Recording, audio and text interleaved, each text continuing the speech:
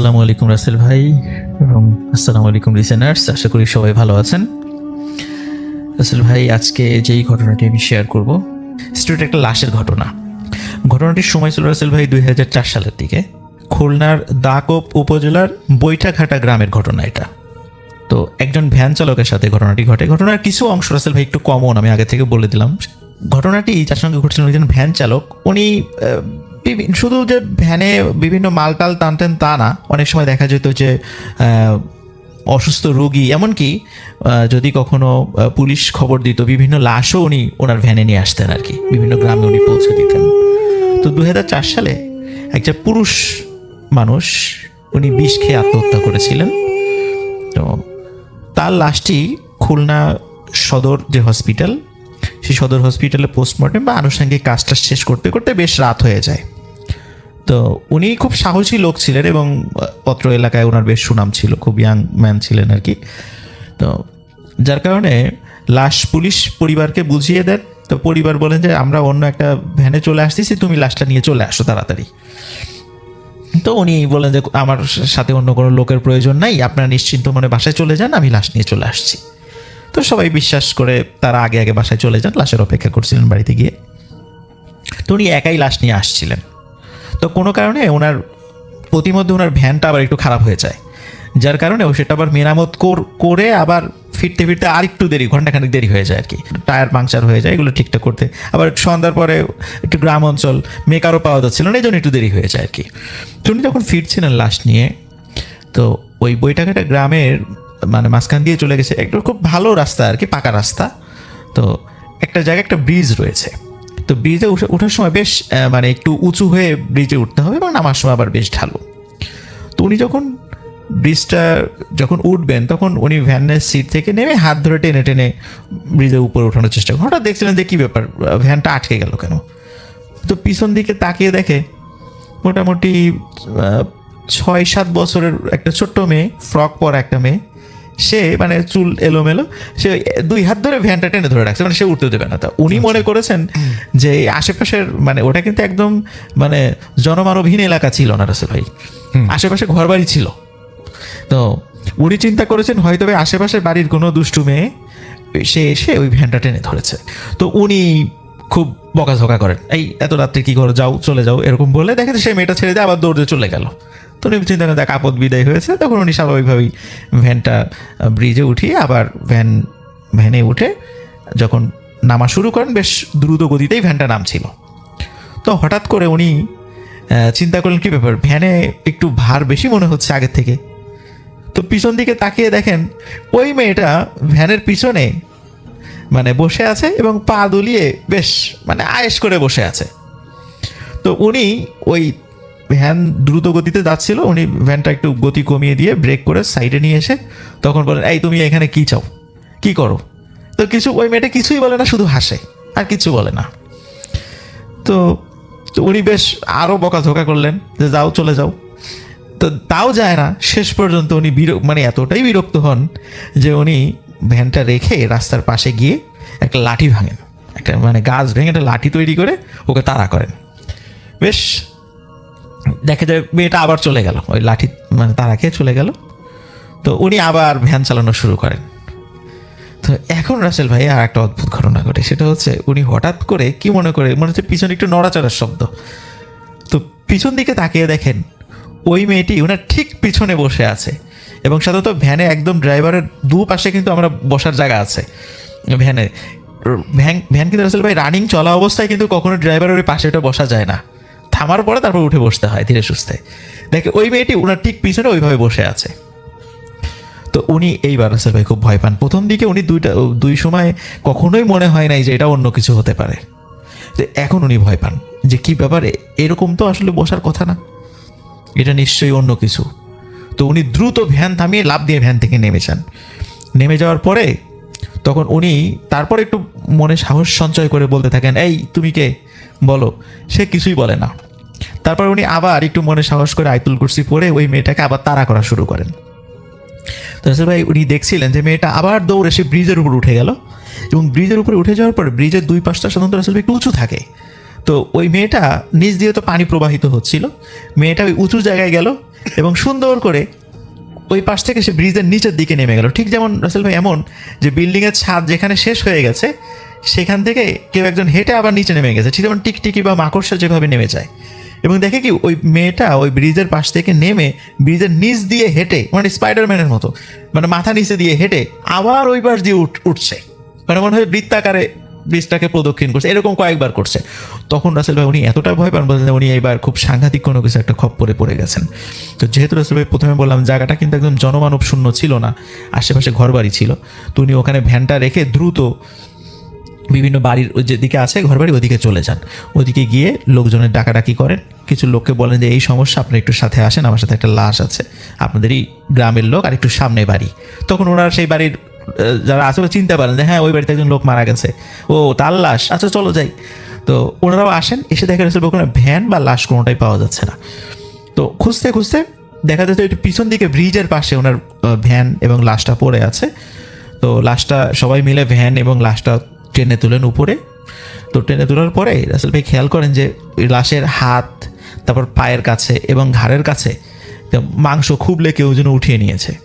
তো সবাই বললো হয়তো বা এখানে শিয়াল বা কুকুর বা এই কাজটা করেছে, সবাই এতটুকুই বললেন। কিন্তু রাসেল ভাই মনে হচ্ছিল যে ঠিক মানে চাকু দিয়ে কেটে নিলে যেমন হয়, মানে অন্য জায়গায় অন্য শিয়াল বা অন্য কিছু কামড় দিলে তো আঁচড়ের দাগটা এরকম কিছু থাকে, ওরকম মনে হচ্ছে চাকু দিয়ে খুব সুন্দরভাবে এটা কেটে নিয়ে গেছে। তো এরপর রাসেল ভাই উনি লাশ নিয়ে যান, পরিবারের কাছে সব ঘটনা বলেন, তার এই ধরনের দুর্ঘটনার জন্য ক্ষমা প্রার্থনা করেন। পরিবারের লোক যাক ভাই সমস্যা নেই, আপনি বেঁচে ফিরছেন, এটাই শুক্রিয়া, তারাও বিষয়টা স্বাভাবিকভাবেই নেন আর কি। তো রাসেল ভাই এটাই ছিল ঘটনাটি কালেক্ট করার জন্য সৈকত তারপরে রূপম আমাকে খুব হেল্প করেছে। ঘটনাটি আরও মাঝে ভুলে গেছিলাম আর কি, পরে আবার আমি ওদের কাছ থেকে শুনে নিয়েছি, ওদেরকে অসংখ্য ধন্যবাদ। তো এটাই ছিল রাসেল ভাই ঘটনা।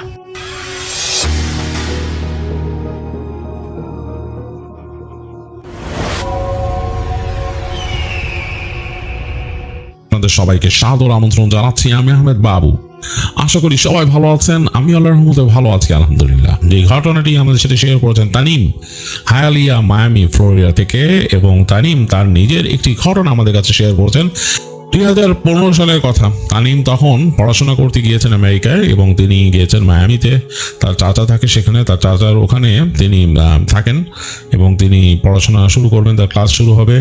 চাচা প্রথম দিকে তাকে এদিক ওদিক ঘুরালো, অনেক কিছু দেখালো, পরিচিত করলো জায়গায়, এবং তাকে কাজ করতে হবে তার যে এক্সট্রা টাইমটা। তো কাজের জন্য তাকে তার চাচা তার নিজের স্টোরে, তার একটা দোকান ছিল কনভিনিয়েন্স স্টোর, সেটা ফ্লোরিডাতে বেশিরভাগ জায়গায় কনভিনিয়েন্স স্টোর আছে, অনেক বাঙালি মানুষের আছে। তো সেখানে তার চাচা তাকে মোটামুটি ট্রেন করে, বোঝায় যে এখানকার কাজের পরিবেশ কেমন, কি করতে হয়। তো তানিম মোটামুটি শিখে নেন, আর তানিমের টুকিটাকি ভালোই লাগতো, খারাপ না। তিনি চাচার সাথেই বেশ সময় কাটাতেন, তারপর বাসায় চলে আসতেন। তো এর মাঝে ক্লাস শুরু হলো, ক্লাস করছেন, এবং এই জন্য তাকে বেশ পড়াশোনা করতে হচ্ছে, বেশ স্টাডি করতে হচ্ছে। আর সন্ধ্যার পরে একটা সময় তার ফ্রি থাকে, সেটা হচ্ছে 5টা-6টার পর থেকে বিকালে রাত 11টা-12টা পর্যন্ত ফ্রি থাকে। এই সময়টা সে সেই তার চাচার দোকানে গিয়ে সময় দেন, একটু কাজ করেন, প্র্যাকটিস করেন, বোঝেন। চাচাও তাকে খুশি হয়ে কিছু টাকা পয়সা দেয় আর কি। তো এইভাবে তানিম একটা পুরোনো গাড়িও কিনে ফেলে, এবং গাড়ি কেনার ফলে তার যে সুবিধা হয়, সে মোটামুটি রাস্তাঘাটও চেনা শুরু করে আশেপাশে। তো এরকম দেখতে দেখতে এক সময় তাদের সামার ব্রেক চলে আসে। তো সামার ব্রেকে মোটামুটি বেশ কয়েক মাস তার ছুটি আছে। তো তার চিন্তা হচ্ছে যে এই সময়ের মধ্যে তাকে কিছু টাকা ইনকাম করতে হবে এবং কিছু টাকা জমাতে হবে আর কি। তো এই চিন্তায় সে অনেককে বলা শুরু করে, পরিচিত যারা ছিল তাদেরকে, এবং তার বন্ধু অনেককে। তো একজন তাকে বলে যে এখানে একটা স্টোর আছে, ওখানে তুমি কাজ করতে পারো, কিন্তু তোমাকে ওখানে কাজ করতে গেলে তোমাকে যেতে হবে আর্লি, তোমাকে দুপুরে চলে যেতে হবে। ওখানে আসলে যে ওনার আছে সে ওখানে থাকে 1টা পর্যন্ত, 1টার পর থেকে তোমাকে রাত 12টা পর্যন্ত এখান থেকে, দুপুর 1টা থেকে রাত 12টা পর্যন্ত থেকে ওই স্টোরটা ক্লোজ করে আসতে হবে। তবে স্টোরটা হচ্ছে এমন একটা জায়গায়, ওই জায়গাটা কিন্তু একটু নির্জন হয়ে যায় সন্ধ্যার পরে, আর এমনি একটু এলোমেলো নেইবারহুডটা খুব একটা ভালো না। তো তানিম ঢাকার ছেলে, সে ঢাকায় জন্ম হয়েছে, ঢাকায় বেড়ে ওঠা, এবং সেও রাফ নেইবারহুডেই বেড়ে উঠেছে। তো তার কাছে এগুলো কোনো বড় ব্যাপার না। সেই সে আঙ্কেলকে বলে, মানে তার চাচার ফ্রেন্ডকে, যে আঙ্কেল আপনি দেখেন আমি করব। তো চাচার ফ্রেন্ড তাকে নিয়ে যায় ওইখানে। তো সেই দোকানটা ছিল একজন পাকিস্তানি ভদ্রলোকের দোকান। তো সেখানে গিয়ে সে দেখে তার সাথে কথা বলে সেই ভদ্রলোক, এবং তাকে বলে যে ওকে, সো তুমি স্টার্ট করতে পারো, তুমি চাইলে আজকের থেকে স্টার্ট করতে পারো। তো তানিম ওই দিন রাজি হয় না, বলে আমি আগামীকালকার থেকে আসবো। তো মোটামুটি তার সাথে একটা মানে ডিল হয় যে তাকে কত টাকা পে করবে ইত্যাদি, এগুলো চিন্তা করে তানিম পরদিন ওখানে চলে যায় ঠিক দুপুরবেলা, দুপুরে একটা তার জয়েন করার কথা যায়। তো যাওয়ার পর সেই ওনার তাকে ভালো মতো সবকিছু বোঝায় যে এখানে এরকম এরকম সবকিছু বোঝায় দেয়। তার চাচার দোকানের সাথে অনেকটাই সিমিলার, সবকিছু তো একই রকম আছে। তো এগুলো দেখে সেই লোকটা বলে যে রাত্রেবেলা ক্লোজিং এর আগে আমাকে কল করলে আমি বলে দিব কিভাবে ক্লোজিংটা করতে হবে ইত্যাদি ইত্যাদি, অথবা আমি আজকে আসবো এসে দেখাই দিব, পরের দিন থেকে তুমি করতে পারবা। তো তানিম বলো ওকে। তো লোকটা চলে যায়। তানিম সারাদিন ব্যস্ত ছিল, বিভিন্ন কাস্টমার আসে, বিভিন্ন এসে। এর মধ্যে তাকে এলাকার মানুষজন বলে দু একজন এসে যে বলে ফাইনালি তোমাদের ওনার একজন পাইছে। তো বলে বলে তো কাউকে পায় না, নিজেই কাজ করে, যাই আসে চলে যায় এখান থেকে। তানিম বলতেছে যে কেন চলে যায়, ওনার ব্যবহার কি খারাপ? আমি তো দেখলাম ব্যবহার যথেষ্ট ভালো, মানে নাইস পার্সন এসেই। তো ওই কৃষ্ণাঙ্গ যে এসে তাকে বলতেছে আরে না না ওইটা ব্যাপার না, মানে তার ব্যবহার অনেক ভালো, সে খুব ভালো মানুষ।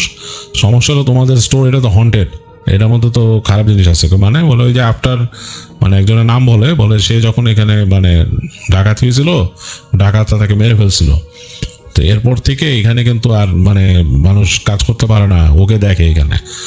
তো তানিম একটু অবাক হয়ে যায়। সে ওই কৃষ্ণাঙ্গরে জিজ্ঞেস করে যে তুমি এখানে কি তুমি দেখছো যাকে এখানে মারছিল? বলে যে হ্যাঁ আমি সে তার সাথে আমি এরকম তোমাদের, আমি তো এখানকার নেইবার, আমি আসি যাই গল্প করতাম, খুব ভালো একটা মানুষ ছিল, বাট ও আসলে চলে যাওয়ার পর অনেকেই ভয় পায়, আমি নিজেও মনে হয় এই দরজার ভিতর ওরে দেখছি।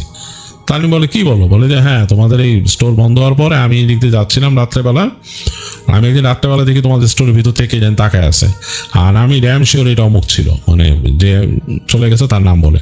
আসলে নামটা এখানে আমি উল্লেখ করতেছি না, বিকজ এটা আসলে লোকালিটির ঘটনার জন্য, ওখানকার অনেক কমিউনিটির অনেকে হয়তো এরকম জেনে থাকে এরকম ব্যাপারের জন্য তানিম যেহেতু নিষেধ করছে আমিও নামটা উল্লেখ করতেছি না। তো বললো যে ওই কৃষ্ণাঙ্গ বলতেছে যে আমি দেখছি তোমাদের এখান থেকে, আমি তো প্রচন্ড ভয় পেয়েছিলাম, কারণ সে মনে হচ্ছিল যে ওই ভেতর থেকে তাকায় আছে আমার দিকে। তো সে ওই তখন তানিম তারে বলে গেট আর হিয়ার, তুমি আমার ভয় দেখানোর চেষ্টা করতেছো, এগুলো আই এম নট বাইং ইট, আমি এইসব কিনি না। আচ্ছা যাক তুমি কি করতেছিল করো তুমি। তো ওই কৃষ্ণাঙ্গ তার ওখান থেকে ড্রিঙ্কস কিনে চলে যায়। তো এরকম আরো মানুষজন আসে, দেখা যাচ্ছে একটা সন্ধ্যা হয়েছে, এর মধ্যে ওখানে আরো দু একজন নেইবার আসে, এসে তাকে বলে যে ফাইনালি তো লোক পাইছে এখানে, মানে সবাই সবাইকে চিনে যেহেতু ওই নেইবারহুডে ওই লোক দোকান চালা অনেকদিন। তো বলতেছে যে হ্যাঁ, বলে তোমার বাড়ি কোথায়, সেই কথাবার্তা বলে। তো এই কথায় কথায় আরেক মহিলাও তাকে বলতেছে যে তোমাদের এখানে কিন্তু হন্টেড, বুঝো এখানে কিন্তু কাজ করে না, ভয় পায়। তো এখন তানিমের কাছে একটু অস্বস্তি লাগছে যে এই ভদ্রমহিলা যে বলতেছে সে কিন্তু খুব মানে মনে হচ্ছে যে যথেষ্ট ভদ্র মহিলা, তার মধ্যে কোনো নাই। কৃষ্ণাঙ্গ যে বলছিল তাহলে মনে হচ্ছে যে সে একটু দুষ্ট হইতে পারে, মানে কারণ সে যেরকম আচার আচরণ করছে সেরকম। এই মহিলা একদমই ভদ্র। সে বলতেছে যে এখানে কিন্তু ভয় পায়, তোমার আগে কিন্তু অনেকে কাজ করে নাই। তখন বলছে কেন, কি হয়েছে তুমি জানো? বলে না না আমি তোমার এগুলো বললে তুমি বলে দিবা ওকে, আর সে বলবে যে আমি ফাইনালি একটা লোক পাইছি তোমরা তাড়াই দিছো। তো সে বলে না না অ্যাটলিস্ট আমার সেফটির জন্য বলো কি হয়েছে, মানে আমি তো জানতে চাই এটা। বলে ভয় পায় এখানে, তোমার এখানে একজন জব করতে, অনেকে বলে যে ও মারা যাওয়ার পর থেকে এখানে অনেকে তাকে দেখে এই স্টোরের মধ্যে। তো এটা শুনে তানিম এবার একটু মানে অন্যরকম ফিল করে, কারণ অলরেডি এখন রাত হয়ে গেছে, মানে 8-9 বাজে এরকম টাইম, আর নির্জন হয়ে গেছে, তখন অলরেডি নির্জন হয়ে গেছে। মহিলা মনে হলো যে এই কথাটা বলার পর মহিলা নিজেই একটু ভয় পেয়েছে, সে একটু এদিক ওদিক তাকাচ্ছে। তো তাড়াতাড়ি মহিলাটা কথাবার্তা বলে তার জিনিসপত্রের দাম দিয়ে চলে গেল। তো ওই মহিলা চলে যাওয়ার পর দোকান কিন্তু আর কাস্টমার তখনও নাই, বেশ নীরব হয়ে আছে, অনেকক্ষণ কাস্টমার নাই। তা তানিম চুপচাপ বসে থাকলো অনেকক্ষণ, রেডিও বাজতেছিল আস্তে আস্তে। তো সে হেঁটে পেছন দিকে গেল। স্টোরের পেছনে হচ্ছে তাদের ওখানে জিনিসপত্র রাখা থাকে, মানে স্টকের জিনিসপত্র, তারপর তাদের সিঙ্ক, তারপর ফ্লোর মপ করার জায়গা ইত্যাদি ইত্যাদি। তো সে এদিকে হেঁটে গেল, হেঁটে গিয়ে সে ওখানে ওয়াকিং কুলার আছে, আবার বড় কুলার, দরজা খুললে পুরোটা একটা ঘরের মতো, ওইটাই ঠান্ডা হয়, ওখান থেকে এইসব ড্রিঙ্কস সব কিছু লোড করা হয় ভিতরে। তো সেই দিকে হেঁটে গেল, হেঁটে গিয়ে সে কুলার খুলে ভিতরে ঢুকলো, বেশ ঠান্ডা ভিতরে। কুলারের ভিতরে আলাদা বাতি জ্বালানো যায়, বাট জ্বালানো লাগে না, যেহেতু প্রত্যেকটা ডোরের মধ্যে বাতি আছে, সেটা বাতিতেই ভেতরে মোটামুটি দেখা যায়। তো তানিম দেখতেছে যে কি কি শেষ হয়েছে ওখানে প্রোডাক্ট, সেগুলো ঢুকাই দিতে হয় জায়গা মতো। তো হেঁটে গিয়ে সে টুকিটাকি যা যা প্রোডাক্ট শেষ হয়েছে ঢোকানো শুরু করলো এগুলা। তার কাছে হঠাৎ করে মনে হলো যে তার কুলারের দরজাটা খুলে গেল, ঠস করে মনে খুলে গেল এরকম। তো তানিম অবাক হলো, কিরে ওইটা কিন্তু লাগায় হচ্ছে একদম মানে ক্লিপের মতো দরজা, মানে কাট করে লেগে যায় এরকম, ওইটা মনে হলো খুলে গেল। তো তানিম বললো কিরে এটা খুললো কে, মানে কেউ বাইরে থেকে টান না দিলে খোলার কথা না। সে তাকায় দেখতেছে ওদিকে খোলা, মানে হালকা ফাঁক। তো তানিম তাড়াতাড়ি হেঁটে কুলারের শেষ মাথায়, সে ভাবছে কেউ আসছে নাকি, ভেতরে ঢুকছে নাকি, সে হয়তো খেয়াল করে নাই। কারণ তার কুলারের এই পাশে ডোরের ভেতর দিকে কিন্তু ভেতর দিকটা দেখা যায় স্টোরে, তার কাউন্টারটাও দেখা যায়, যেখানে তার ক্যাশ কাউন্টার আর কি। তো সে ওই দরজার কাছে আসছে হেঁটে, যে কেউ ঢুকে গেছে নাকি গোপনে। এই সময় দেখলো ঢাপ করে আবার দরজাটা মনে হয় চাপ দিয়ে কেউ লাগাই দিল। আর চাপ দিয়ে কিন্তু লাগাইতে পারে মানুষ, মানে যদি কেউ বাইরে থেকে চাপ দেয় তাহলে কিন্তু ঠাস করে আটকায় যাবে এবং ক্লিপটাও আটকায় যাবে ওইখানে। তো জাস্ট লাইক দ্যাট ওইটা কিন্তু ওইভাবে আটকায় গেল, ঠাস করে আটকায় গেল দরজাটা। তো তানিম অবাক হয়ে গেল যে কিরে এই দরজার ধাক্কা দিয়ে কে আবার লাগাই দিল এরকম। তো সে ভেতর থেকে এরকম আছে নবের মতো আছে, ওইটা চাপ দিয়ে দরজাটা খুলে বেরোলো। বেরোয় ডানে বামে তাকাইলো, কেউ নাই, স্টোর ফাঁকা, তখনও কোনো কাস্টমার আসে নাই। আর ভেতরে একটা ডোর চাইম আছে, একটা ইলেকট্রনিক চাইমও আছে, টুং টুং করে ঘন্টা বাজে দরজা ফুটলে গো। তো ওরকম কিছু নাই, মানে স্টোরের মধ্যে হালকা রেডিও বাজতেছিল, গান বাজতেছে। সে কুলারটা লাগাই দিল, ডান দিকে তাকাইলো, শরীরটা ঠান্ডা ঠান্ডা লাগতেছে। তাকায় দেখতেছে ওই পাশে তার সিঙ্ক, বড় সিঙ্ক, তার নিচে মপ রাখা, তারপর বাথরুম দুইটা। তো সে ঘুরে স্টোর দিকে যাওয়ার চেষ্টা করতেছে, মানে ঘুরে স্টোরের দিকে যাবে আর কি। এই সময় সে ফিল করলো যে তার যে বাথরুমের দরজাটা সেটা কট কট কট কট করে খুললো, লাগাইলো 2-3 বার করে, এরকম করে কেউ মানে সামনে পিছনে করলো। তো তানিম তাকে একটু ভয় পাইছে, মানে সে একটু ভয় পেয়ে গেছে ঘটনাটা কি। এই সময় সে ওই ডোর চাইম শুনলো, মনে হলো দরজা খুলে কেউ ঢুকলো যে টিং টিং করে উঠে সেরকম। সে তাড়াতাড়ি হেঁটে কাউন্টারের দিকে যাচ্ছে। এই সময় মনে হলো যে বারবার বাজা শুরু করলো, টিং টিং টিং টিং। ওটা কিন্তু সেন্সরের জন্য হয়, মানে একটা সেন্সর, মানে সামনে দিয়ে যখন এটা দরজাটা খুলে সেন্সর থেকে চলে যায়, তখন দরজা লাগানোর মধ্যে সেন্সর বারবার টিং টিং করতেছে। তো তানিম একটু ভয় পেয়ে কাউন্টারে দিয়ে বসছে। তো সে তো অনেক হরর মুভি দেখে, অনেক কিছু দেখে। তানিমের মাথার মধ্যে চিন্তা হলো যে আসলে মানুষজন বলছে এরকম কিছু আছে নাকি। কিন্তু আশেপাশের যে লাইট, স্টোরের মধ্যে এত লাইটিং, বা সে বাইরে দরজার বাইরে যে দূরে দেখা যাচ্ছে রাস্তা, তার বাসার মানে স্টোরের সামনের রাস্তাটা চিকন একটা রাস্তা, সেটা হচ্ছে গলি, আসলে নেইবারহুডের গলি। কিন্তু সেটারও যে আলো, এগুলো দেখে তার কাছে মনে হইতেছে না যে হরর কিছু এরকম ঘটবে। বাট অনেক হরর মুভিতে অনেক কিছু দেখায়, যেটা ভয়ও পাইছে। এর মধ্যে তার দেখলো যে একটু পরে দরজা খুলে তার যে ওনার ঢুকলো, এসে ঢুকে মানে তাকে বললো কি অবস্থা, কেমন গেছে সবকিছু। সে বললো যে ভালো। বলে আমি একটা আগেই চলে আসলাম তোমাকে সাহায্য করতে ক্লোজিং এ, টুকিটাকি জিনিসপত্র বুঝাই দেয় সবকিছু, আর আসল লাস্টে ক্লোজিংটা আমরা দুজন মিলে করি, তাহলে তুমি বুঝতে পারবা। তো তানি বলো আচ্ছা ঠিক আছে। তো সেই বস মিলে আর সে মিলে দুজন মিলে কাজ করতেছে, এটা ওইটা ক্লোজ করতেছে, কুলার ভরতেছে এটা। তো তানিম তার বসকে জিজ্ঞেস করলো যে আচ্ছা আমি একটা কথা বলি আপনাকে। বলে কি? বলে আমাকে এরকম দুইজন এসে বললো যে এখানে নাকি এরকম এরকম ঘটনা, মানুষ ভয় পায়, কে নাকি কাজ করতে মারা গেছে। তারপরে থেকে দেখা গেলো যে মানে সে খেয়াল করলো হঠাৎ যে তার যে ওনার মুখটা একটু শক্ত হয়ে গেল। তো সে চুপ করে থেকে বললো যে হ্যাঁ এখানে মারা গেছে একজন, এবং সে তোমাদের দেশেরই লোক ছিল, তোমাদের দেশেরই মানুষ ছিল, মারা গেছে এখানে, ডাকাতরা মেরে ফেলছিল।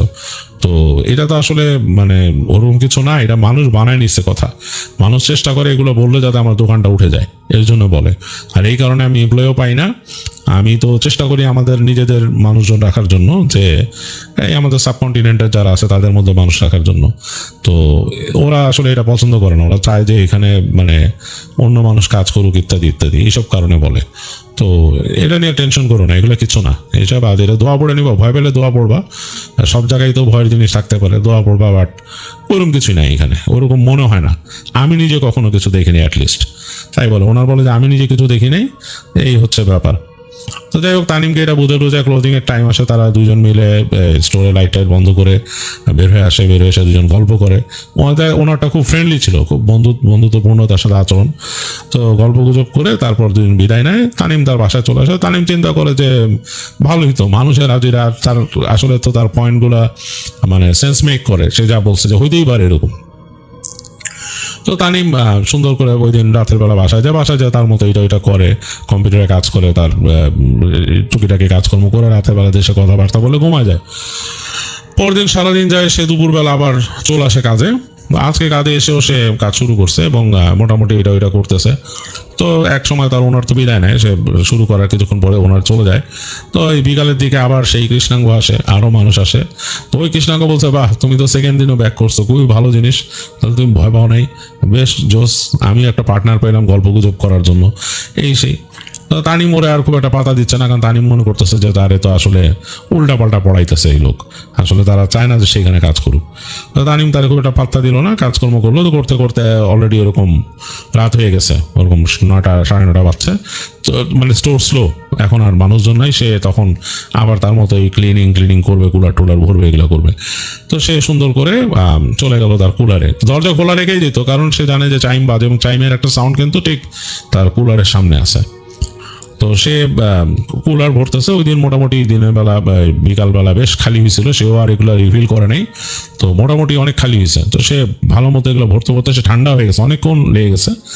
তো ফাইনালি সে যখন নাকি বেশ মানে কুলার ভরা প্রায় তার শেষ, এই সময় হঠাৎ করে টপ করে পুরো অন্ধকার হয়ে গেল সব, একদম কুলারের যে ফ্যান ট্যান সব বন্ধ হয়ে গেল, মানে পুরা মানে ইলেকট্রিসিটি মানে টোটালি গন। এটা কিন্তু হয় না, মানে ওইখানে হওয়ার কথাই না। ওখানে মানে নর্মালি ইলেকট্রিসিটি নর্মালি কোনো দুর্যোগ ছাড়া যায় না, কিন্তু দপ করে সব নিভে গেল। তানিমের বুকের মধ্যে ধক করে উঠছে, কারণ সে হঠাৎ করে মানে লাইট ছিল তো তার সামনে, যে শেলগুলোর পাশে তো লাইট জ্বলে বড় বড়, টিউব লাইট জ্বলে বড় বড়। সেটার আলোটা যখন ধপ করে নিভে গেছে, পুরো জায়গাটা ঘুরঘুরটি অন্ধকার হয়ে গেছে। তার বুকের মধ্যে ধপ করে আছে, সে কিছুই দেখতে পাচ্ছে না। কয়েক সেকেন্ডের জন্য চোখ পিট করে তারপর সে তাকায় দেখতেছে যে স্টোরের ভিতরে আবছা আলো দেখা যাচ্ছে। স্টোরের কর্নারে দুইটা ছোট ছোট এরকম চার্জ লাইট আছে, মানে ওইটা হচ্ছে ইলেকট্রিসিটি চলে গেলে এমার্জেন্সি জ্বলার জন্য, ওই দুইটা জ্বলে আছে শুধু, খুবই অল্প আলো। এটা অনেকটা স্পট লাইটের মতো ওই জায়গায় আলো দিছে, এরকম খুব ছোট সামান্য একটু আলো, এতটুকুই যতটুকু দেখা যাচ্ছে পুরো জায়গাটা। ধোঁয়াশা কেমন, মানে তার কাছে একটু অস্বস্তি লাগতেছে। তো তানিম আস্তে ধীরে বেরোচ্ছে, প্রচন্ড ঠান্ডা, শরীরটা ঠান্ডা হয়ে গেছে তার। তো সে বুঝতে পারতেছে কুলার থেকে বেরলেই তো তার গরম লাগবে। সে কুলারের যে ইটা সে চাপ দিল খোলার জন্য, দেখতেছে কুলার খুলে না। খুবই অবাক কাণ্ড। এরকম একটা বড় নবের মতো ছিল, যেটা চাপ দিলেই বাইরের ওই ইটা খুলে যেত, তখন যে তার যে লকের যে হ্যান্ডেলটা এটা খুলে যেত আর কুলার খুলে আসে। সে চাপ দিতেছে, ওটা ডেবে যাচ্ছে, কিন্তু কুলার খুলে না। অনেকটা মনে হচ্ছে যে কেউ হাত দিয়ে বা শক্তি দিয়ে কেউ চেপে রাখলে যেরকম হয় দরজা, তানিম ওইটা চাপ দিয়ে দরজা ঠেলা শুরু করলো, দেখে খুলে না। তো তার কাছে প্রচন্ড ভয় লাগলো, প্রচন্ড ভয় লেগে গেছে তানিমের। যেটা কেমন কথাই, ঠান্ডার মধ্যে আটকায় থাকবে আর অন্ধকার, মানে কোনো ইলেকট্রিসিটি নেই, কিছু নেই। ইলেকট্রিসিটি কিভাবে গেল এখানে, তো ইলেকট্রিসিটি যাওয়ার কথা না। তো প্রচন্ড রকমের ভয় পেয়েছে তানিম। তো দেখে দরজা আর খুলতেছে না। তো এই পর্যায়ে সে চিন্তা করলো যে আমাকে তো কিছু করতে হবে, এখান থেকে বেরোতে হবে। তো সে চিন্তা করলো যে তার সামনের একটা শেলফ সে নামায় ফেলবে। সেখানে দুধের যেখানে শেলফটা ছিল, সেখানে যে মিল্কের গ্যালন রাখা থাকতো পরপর 2-3টা। তো সে দ্রুত ওই দুধের শেলফগুলোর থেকে দুধ নামায় ফেললো এবং মাঝখানটা শেলফ নামায় ফেললো। মোটামুটি একটা ফাঁকা জায়গা হয়েছে, ওইটা দিয়ে তানিম বের হয়ে গেল। সামনের দরজাটা ধাক্কা দিল, দেখলো যে দরজা খুলে গেছে, মানে এই যে এমনি তো বাইরে তো গ্লাসের ডোর, ওইটা খুলে গেছে। সেখান থেকে বের হয়ে আসলো ভিতর থেকে ঠান্ডা, এবং তার কাছে মনে হইতেছে পুরো স্টোরের ভিতরে ঠান্ডা, মানে প্রচন্ড রকমের ভাই পেল যে স্টোরের ভিতরে তার মনে হচ্ছে কুলারের মতো ঠান্ডা। অবাক কাণ্ড। বের হয়ে এসে দরজাটা লাগাইলো এবং সেই স্পট লাইটের আলো হালকা ভয় পড়ছে। এখন তার চোখের সামনে স্পট লাইটের গুলো পিট করে স্পট লাইটের আলো দুটো নিভে গেল। পুরা স্টোরটা ঘুরঘুরটি অন্ধকার। অবাক হয়ে খেয়াল করতেছে স্টোরের বাইরে যে গ্লাস দিয়ে দেখা যাচ্ছে স্ট্রিটের যে আলো, ল্যাম্পের আলো হালকা এখানে আছে, কিন্তু পুরো স্টোর অন্ধকার। মানে কেউ দেখলে মনে করবে মানে স্টোরের সব বাতি নিভাই দিয়ে চলে গেছে ক্লোজ করে কেউ। সে তাড়াতাড়ি হাত বের করে ঘড়ি দেখলো, ঘড়িতে তাকায় দেখতেছে যে 12টা বাজে, 12:01। তো সে মনে করতে পারতেছে সে হয়তো 9:30টার দিকে মেবি কুলারে ঢুকছিল। 12টা কিভাবে বেজে গেল, মানে 10-11 3 ঘন্টা কিভাবে এখানে চলে গেল, তার মাথায় ঢুকতেছে না। তার কাছে এটা মানে একটা অবাক কাণ্ড মনে হলো যে আমি কি প্রায় 2.5-3 ঘন্টা কুলারের ভিতরে, ধরো আমি 9:30টায় ঢুকছি, মনে চিন্তা করতেছে তো 12টা বেজে গেল কেমনে, মানে একদম মিডনাইট হয়ে গেল। তো চিন্তা করতে করতে সে তার মোবাইল ফোন বের করলো। সে তাকায় দেখতেছে মোবাইল ফোনে নেটওয়ার্ক নাই। এই জায়গায় কিন্তু নেটওয়ার্ক বন্ধ হওয়ার প্রশ্নই আসে না, কারণ এইটা মানে পুরো হোয়াইট কভারের জায়গা, এখানে নেটওয়ার্ক থাকেই। তো সে মানে খুবই অবাক হয়ে সে তার মোবাইলের যে লাইটটা, ফ্ল্যাশ লাইট আছে ভিতরে, ওটা জ্বালায়। সে গেল পেছনের দিকে, যেখানে তার দরজাটা বন্ধ দেখছিল। সে কুলারের দরজার কাছে গিয়ে পুরো অবাক হয়ে গেল যে কুলারের দরজা খোলা, হালকা ফাঁক করে রাখা। মানে কুলারের দরজাটা খুলছে, মানে কেউ ওই যে তার যে ওখানকার যে ক্লিপটা টান দিয়ে খুলছে এবং ফাঁক করে রাখছে দরজা। অন্ধকারের মধ্যে কিন্তু বোঝা যাচ্ছে এরকম। খুব ভয়ে সে ওই মোবাইলের আলো ফেললো ভেতরে, দরজাটা টান দিয়ে খুলে সে চিন্তা করছে আমি এতক্ষণ চাপ দিচ্ছি এখান থেকে, এই দরজা খুলে নাই, মানে কেউ চেপে রাখছে এরকম মনে হয়েছে। তো সে হাত দিয়ে এখান থেকে ডান হাতে চাপ দিয়ে দেখলো যে ঠিকই তার এখানকার ক্লিপ বাঁকা হচ্ছে, চাপ দেওয়াতে মানে খুলে যাওয়ার কথা। তো সে তাড়াতাড়ি দরজাটা মানে লাগাই দিল কুলারের, লাগায় সে হেঁটে তাড়াতাড়ি যাচ্ছে কাউন্টারের দিকে। সে চিন্তা করছে আমি এখন যে ওনারকে কল দিব যে আপনার এখানে একটু মিস্টেরিয়াস জিনিসপত্র হইতেছে, আমি এখন চলে যাবো, আপনি কাইন্ডলি আসেন, আমি এখানে এরকম থাকতে পারবো না। সেই চিন্তা করতে সে জাস্ট কাউন্টারের কাছাকাছি গেছে দ্রুত।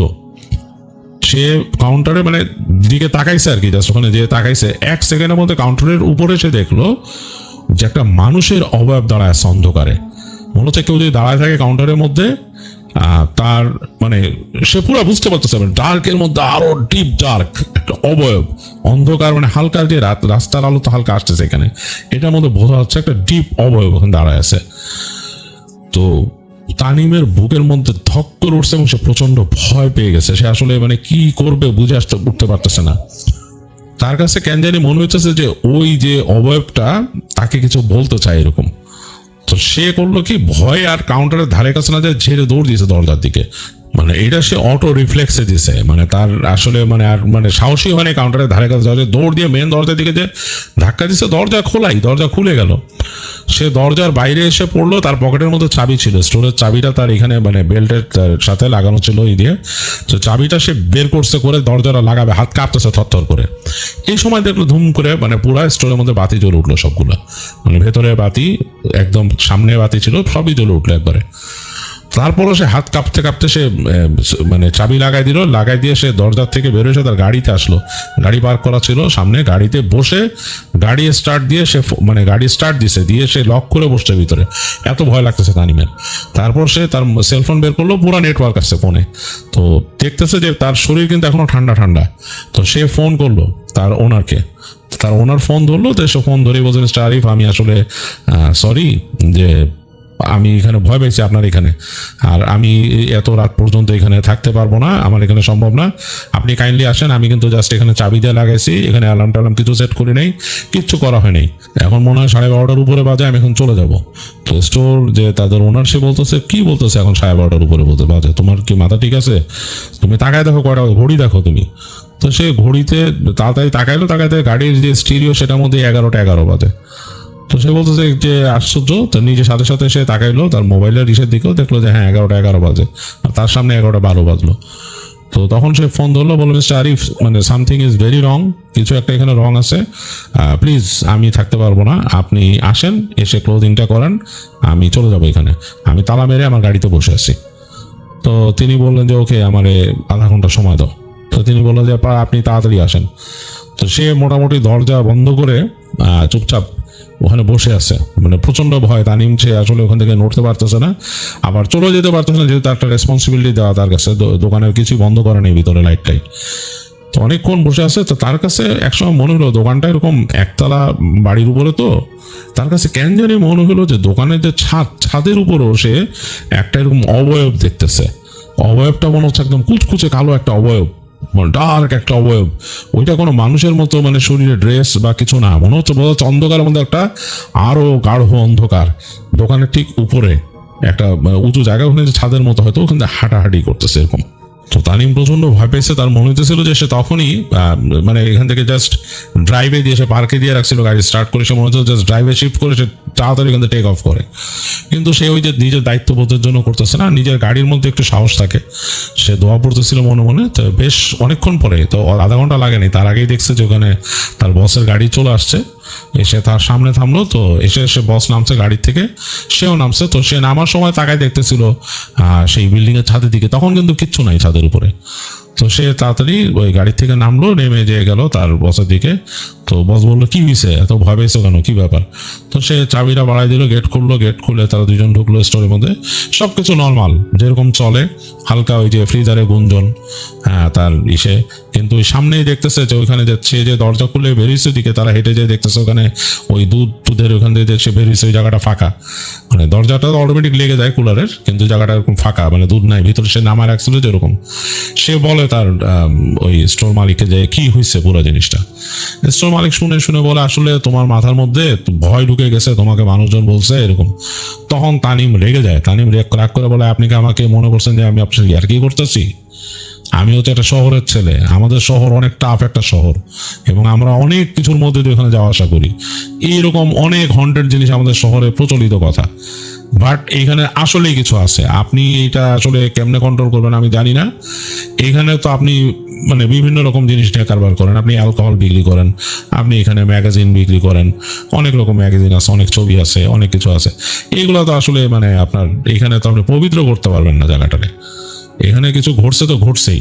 এখন এটা হয়তো কোনো একটা ব্যাপার স্যাপার আছে, যাই হোক ভাই আপনার চাবি এই যে নেন, থ্যাংক ইউ ভেরি মাচ। আপনি যদি এখন আমার পেমেন্টটা ক্লিয়ার করে দিতে পারেন, অথবা আপনি আমার পরে রেডি করে এখানে আমি নিয়ে যাবো। যাই হোক, নো হার্ড ফিলিং। যাক, বসের সাথে এগুলো বলে সেখান থেকে বেরোয় আসে, তো তার বস আর কিছু বলে না তাকে। সে আসলে জানে যে তার এখানে ঘটে, যেহেতু অতীতেও মানুষ কাজ করে নাই, ছেড়ে গেছে এখান থেকে কাজই পাবে। তো তানিম ওখান থেকে ওই দিন ছেড়ে চলে আসে। তানিম ভয় পাইছে, এরপর কয়েকদিনই সে ভয় পাইতো। রাতের বেলা সে যখন থাকতো, সে তার চাচার বাড়িরই, তার চাচার একটা বড় বাসা আর কি, বাসার পেছন দিকেই তার রুমটা ছিল।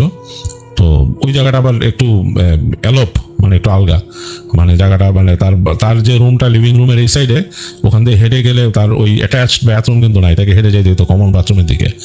তো রাতের বেলা যখন সে বেরিত রুমের থেকে, তার কাছে একটু ভয় লাগতো এই তার বাথরুমে যেতে আর কি।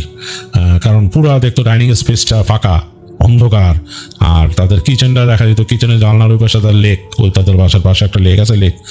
তো একটু ভয় লাগতো তানিমের কাছে। তো আস্তে আস্তে ঠিক হয়ে যায়, এগুলো আর ই করে না। তো ওই স্টোরটার কথা তানিম বলছে যে ওইটা আসলেই ইসের, এবং পরবর্তীতে উনি নাকি ওইরকম ভাবেই যে ওনার চালাইছে, তিনি ওই অনেক বিদেশিকে রাখছিলেন কাজের জন্য, তারাও ভয় পেত এবং মানুষজন বেশি দিন থাকতো না এখানে। তো এই ছিল তানিমের ঘটনা।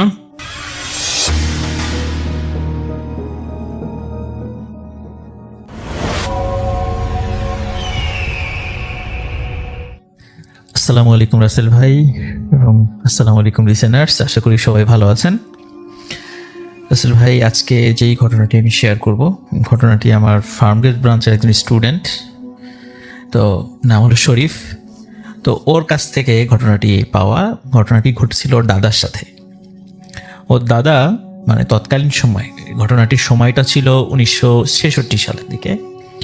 ওই সময় উনি ইস্ট পাকিস্তান রেজিমেন্ট, যেটা আমরা ইস্ট বেঙ্গল রেজিমেন্ট বলি আমরা, তো ওই সময় তো ইস্ট পাকিস্তান রেজিমেন্টের নাম ছিল। তো ইস্ট পাকিস্তান রেজিমেন্টে উনি চাকরি করতেন।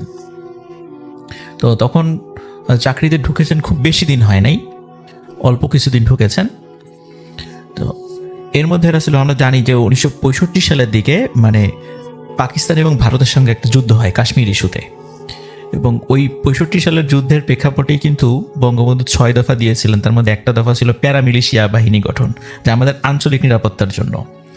তো রাসেল ভাই, পাকিস্তানি বাহিনী কিন্তু আমাদের এই অঞ্চলের নিরাপত্তার কথা চিন্তা না করলেও তাদের যেই বর্ডার, সেই চিন্তাটা কিন্তু তারা খুব ভালো মতোই করেছিল। যার কারণে ওরা যে কাজটা করতো, যে পাকিস্তানের পশ্চিম পাকিস্তানের যে বর্ডারটা, ওটা নিশ্চিদ্র নিরাপত্তা ব্যবস্থা জোরদার করার জন্য মানে ওদের জওয়ানদেরকে দিয়ে যতটুকু না কাজ করাতো বা যতটুকু ডিপ্লয়মেন্ট ওখানে করাতো, বাংলাদেশের ইস্ট পাকিস্তান রেজিমেন্ট থেকে জওয়ানদেরকে নিয়ে ওই দুর্গম পাহাড়ি এলাকায় তাদেরকে ডিউটি দিত। মানে ইচ্ছাকৃতভাবে তারা এই কাজটা করতো, যাতে করে ওই ঝুঁকিপূর্ণ জায়গাগুলোতে যাতে বাঙালিরা ডিউটিগুলো করে। তো ওই সময়ে 1966 সালের দিকে, 65 যুদ্ধের শেষ হওয়ার পর আপনার 66 সালের দিকে, তখন ইস্ট পাকিস্তান রেজিমেন্ট থেকে এক প্লাটুন সৈন্য, একজন সেকেন্ড লেফটেন্যান্টের বাঙালি অফিসারের তত্ত্বাবধানে পাকিস্তানের ডুরান্ড লাইন, যেটা রাসেল ভাই, ডুরান্ড লাইন হচ্ছে পাকিস্তান এবং আফগানিস্তানের মধ্যে সীমানা নির্ধারণকারী রেখা, যেটা অনেক আগে, প্রায় 1893 সালের দিকে ডুরান্ড লাইনটা প্রতিষ্ঠিত হয়েছিল। তৎকালীন ব্রিটিশরা এটা করেছিল। তো ওই ডুরান্ড লাইনের রাসেল ভাই একটা জায়গা আছে, সেটা হলো পেশোয়ার এবং খাইবার পাসটা হচ্ছে আপনার হলো আফগানিস্তানের মধ্যে পড়ে, এবং পেশোয়ারটা পাকিস্তানের মধ্যে। এই পেশোয়ার এবং খাইবার পাসের ঠিক মধ্যবর্তী যে ডুরান্ড লাইনের যে জায়গাটা ছিল, ওখানে খুবই দুর্গম একটা পাহাড়ি অঞ্চল ছিল। ওই জায়গাটাতে মানে পাহারা দেওয়াটা খুব কঠিন একটা কাজ ছিল। তো ওই জায়গাতে 2 প্লাটুন মানে আপনার সীমান্তরক্ষী মোতায়েন করা হয়। এর মধ্যে 1 প্লাটুন ছিল হচ্ছে পাকিস্তানি, আর 1 প্লাটুন ছিল বাংলাদেশি। তো ওখানে কোম্পানি কমান্ডার একজন পাকিস্তানি মানে মেজর ছিলেন। তো ওখানে বাংলাদেশি যে অফিসারটি গিয়ে সেকেন্ড লেফটেন্যান্ট পদমর্যাদা যিনি গিয়েছিলেন, তো উনি বাংলাদেশি সোলজারদেরকে নিয়ে ওখানে যাওয়ার পরে দেখা যাচ্ছে যে ওখানে মোটামুটি কোনো মতো থাকার মতো 2টা মানে বিল্ডিংয়ের মতো আছে। ওটাকে ঠিক আসলে বিল্ডিংও বলা যায় না, মানে একদম মানে কোনো একটা বিল্ডিংয়ের ভগ্নাবশেষ বলা চলে আর কি। এর মধ্যে অপেক্ষাকৃত যেটা খুবই মানে জরাজীর্ণ, এইটাতে বাঙালি সোলজারদেরকে দেওয়া হয়, এই যে এইটাতে তারা থাকবেন। আর যেটা অপেক্ষাকৃত ভালো সুন্দর, সেটাতে পাকিস্তানি সোলজারদেরকে দেওয়া হয়। তো তারা সেখানে তারা যে ওরকম জরাজীর্ণটাই পাবেন এরকমই তারা আশা করেছিলেন, যে তাদের ওখানেই তাদেরকে থাকতে দেওয়া হবে। তো রাসেল ভাই ঘরটা কেমন ছিল, মানে যতটুকু বর্ণনা পেয়েছি, ওখানে আসলে ওরকম মানে থাকার মতো কোনো খাট বা ওরকম বিছানা সেখানে ছিল না। সেখানে সবাইকে ফ্লোরিং করতে হতো,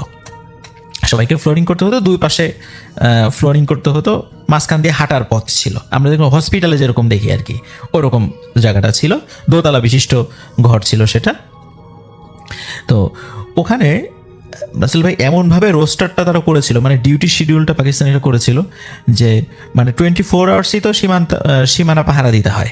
তো সেখানে দেখা যেত যে সপ্তাহের 7 দিনের 5 দিনে রাত্রের ডিউটিটা পড়তো বাংলাদেশিদের। মাত্র 2টো দিন তারা রাত্রে ঘুমাতে পারতো, আর 5 দিন মানে পাকিস্তানি সোলজাররা ঘুমানোর সুযোগ পেত। আবার দেখা যেত সকালবেলা যখন সকাল ভোরের আলো ফুটবে, তখন পাকিস্তানিদের সোলজারদেরকে ডিউটি দিত ঠিক বেলা 11টা পর্যন্ত পাকিস্তানি সোলজাররা ডিউটি করতো। আর যখন সূর্য মাথার উপরে এবং বিকাল অবধি, ওই সময় বাংলাদেশি সোলজারদেরকে ডিউটি দিত, মানে প্রখর রোদের মধ্যে, পাহাড়ি অঞ্চল, দুর্গম এলাকা, প্রচণ্ড পানি পিপাসা লাগে সেখানে, ওখানে ডিউটি দিত। মানে এইভাবে যখন আরামদায়ক সময়গুলোতে তাদেরকে ডিউটি দিত। এই জন্য দেখা যেত রাত্রেবেলা ঘুমানোর সময়টা তারা খুব কম পেতেন, মানে 2 দিন মাত্র রাত্রেবেলা একটু কন্টিনিউ তারা ঘুমাতে পারতেন। তো ওই রাসেল ভাই যখন ওই যে ঘুমানোর যে সুযোগটা ওনারা পান সপ্তাহে 2 দিনে, ওই সময় রাতের বেলায় এই ঘটনাটা মানে ঘটা শুরু করে। এখান থেকে আসলে ঘটনাটা শুরু। তো প্রথমে মানে যার সাথে ঘটনাটা ঘটে, তো উনি রাতের বেলা ঘুমিয়ে আছেন, হঠাৎ করে উনি ফিল করছিলেন যে খসখস খসখস শব্দ। তো অনেক সময় মানে দেখা যায় খসখস কোনো জিনিস দিয়ে যদি ফ্লোর ঝাড়ু দেওয়া যায় যেরকম একটা শব্দ হয়, অমন শব্দ। তো উনি চিন্তা করছিলেন হয়তো বা এমনিতেই শব্দ আসছে, কিন্তু উনি ভালো করে কি মনে করে একটু শোয়া থেকে মাথা উঁচু করে দেখলেন শব্দটা কোথা থেকে আসে।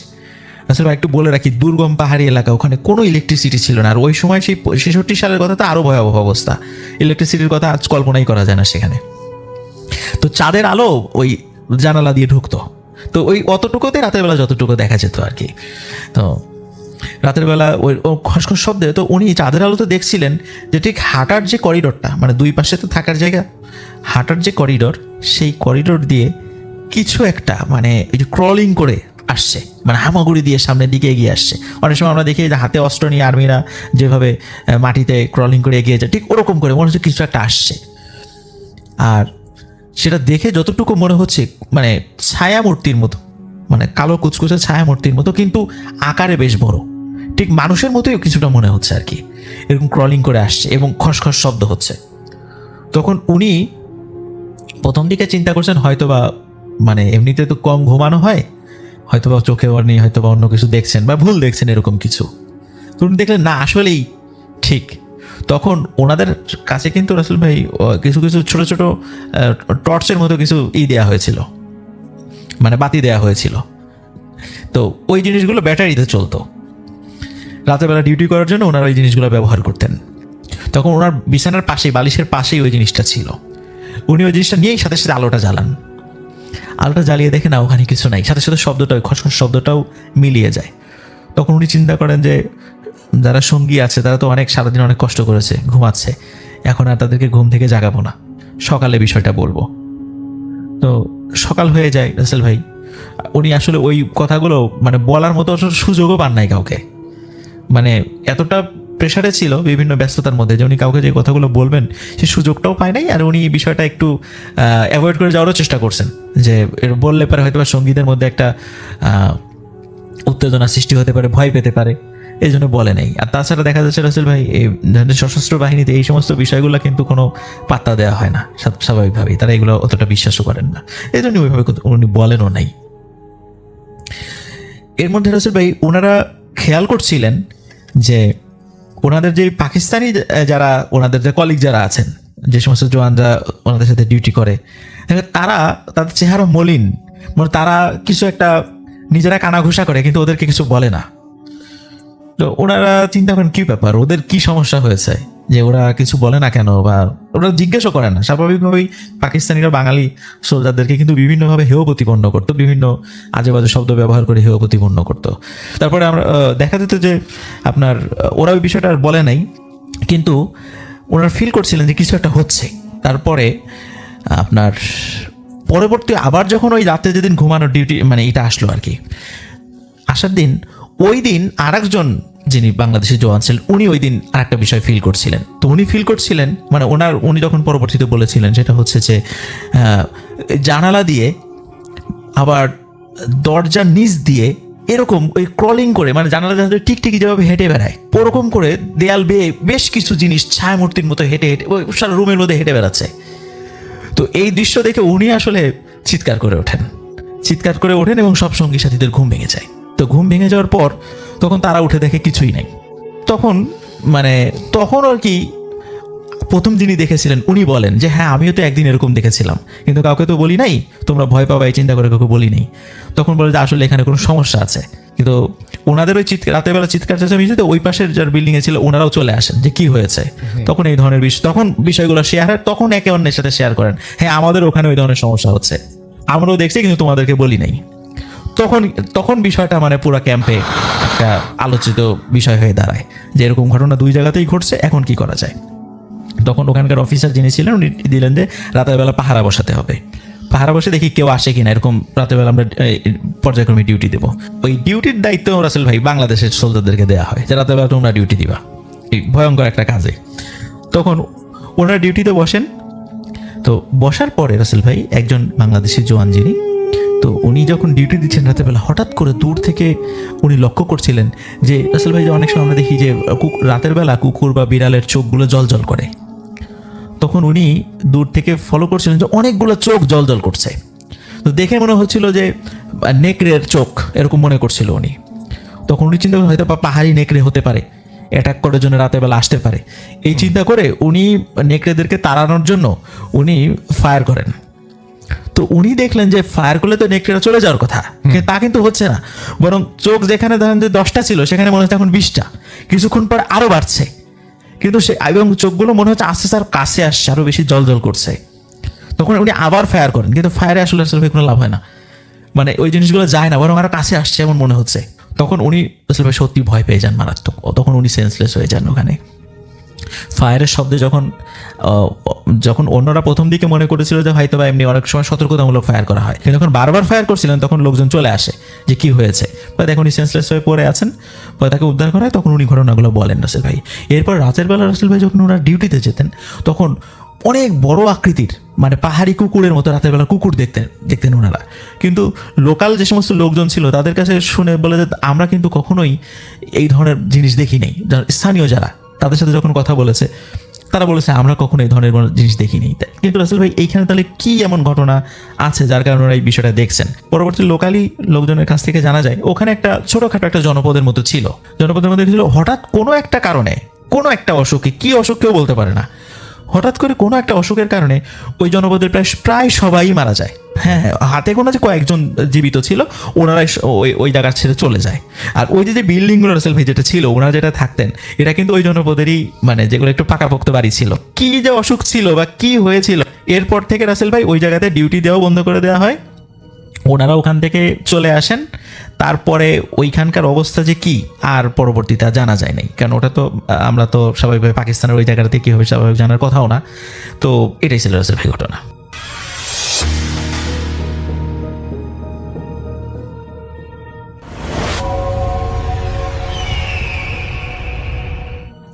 হ্যালো লিসেনার্স, হ্যালো রাসেল ভাই, আসসালামু আলাইকুম। আশা করি সবাই ভালো আছেন, ভালোর দলে আছেন। আমার নাম রিপন, আমি লালমিহাট থেকে বলতেছি। আজকে যে ঘটনাটা আমি আপনাদের মাঝে শেয়ার করব, এই ঘটনাটা আমাকে পাঠিয়েছেন রাসেল ভাই। রাসেল ভাই আপনার নামে নাম তার বাড়ি হচ্ছে গাইবান্ধা জেলার কাশিমপুর গ্রামে। তো তিনি যেভাবে আমাকে লিখেছেন ঘটনাটা আমি চেষ্টা করব তার মতো করে ঘটনাটা আপনার কাছে শেয়ার করার। তো আমি সরাসরি ঘটনায় চলে যাচ্ছি। তিনি বলেন যে আমি সরাসরি রাসেল ভাইয়ের মতো করে ঘটনাটা বলতেছি। আমার নাম রাসেল। আজ থেকে প্রায় 18 বছর আগের একটি ঘটনা আপনাদের সঙ্গে শেয়ার করছি। ঘটনাটা ঘটেছিল গাইবান্ধার চর কাশিমপুর গ্রামের একটি প্রত্যন্ত গ্রামে। তখন আমার বয়স ছিল প্রায় 17 বছর। আমাদের বাড়ির পাশে ছিল বিশাল একটা বাঁশঝড়। গ্রামের বয়স্ক লোকজন বলতেন সন্ধ্যার সময় ওই বাঁশঝড়ের পাশ দিয়ে একা না যেতে, কিন্তু আমরা তখন তরুণ ছেলেরা এসব কথা বিশ্বাস করতাম না। একদিন সন্ধ্যার পাশে বাজার থেকে ফিরতে আমার বেশ দেরি হয়। রাত তখন প্রায় 10টা।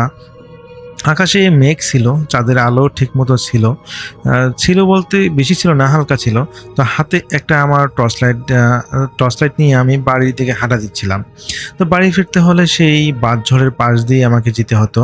বাঁশঝড়ের কাছাকাছি পৌঁছানোর পর হঠাৎ আমার মনে হলো কেউ একজন আমার পিছনে পিছনে হাঁটতেছে।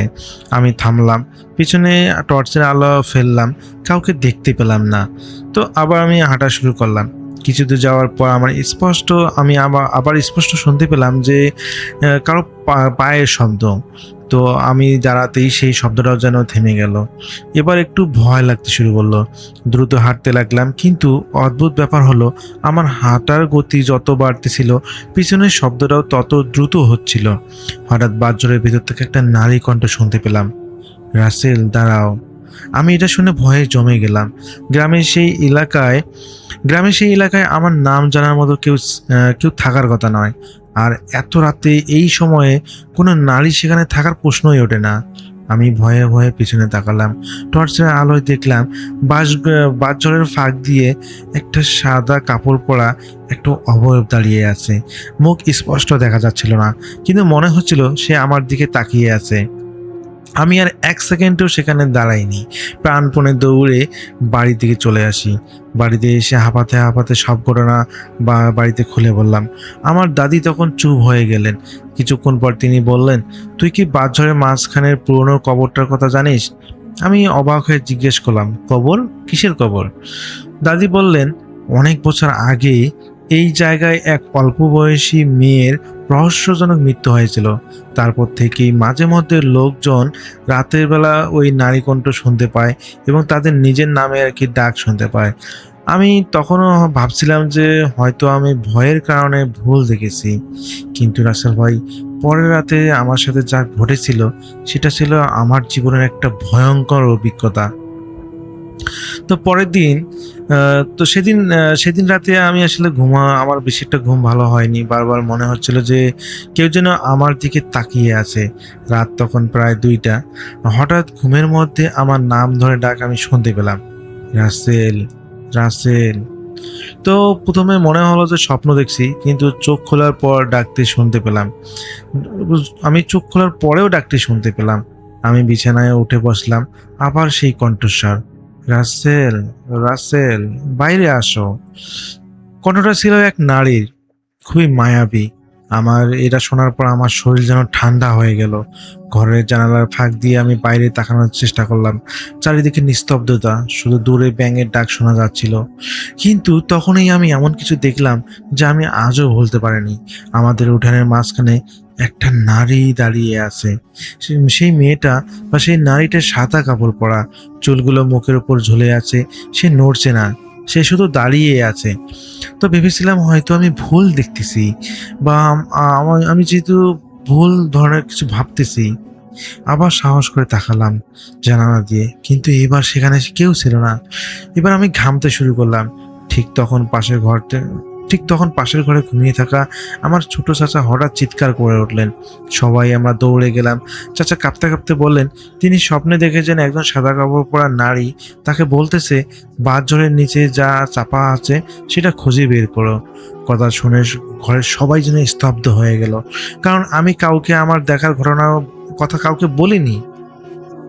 তো পরের দিন সকালে গ্রামের কয়েকজন বয়স্ক লোককে বিষয়টি জানানো হলো।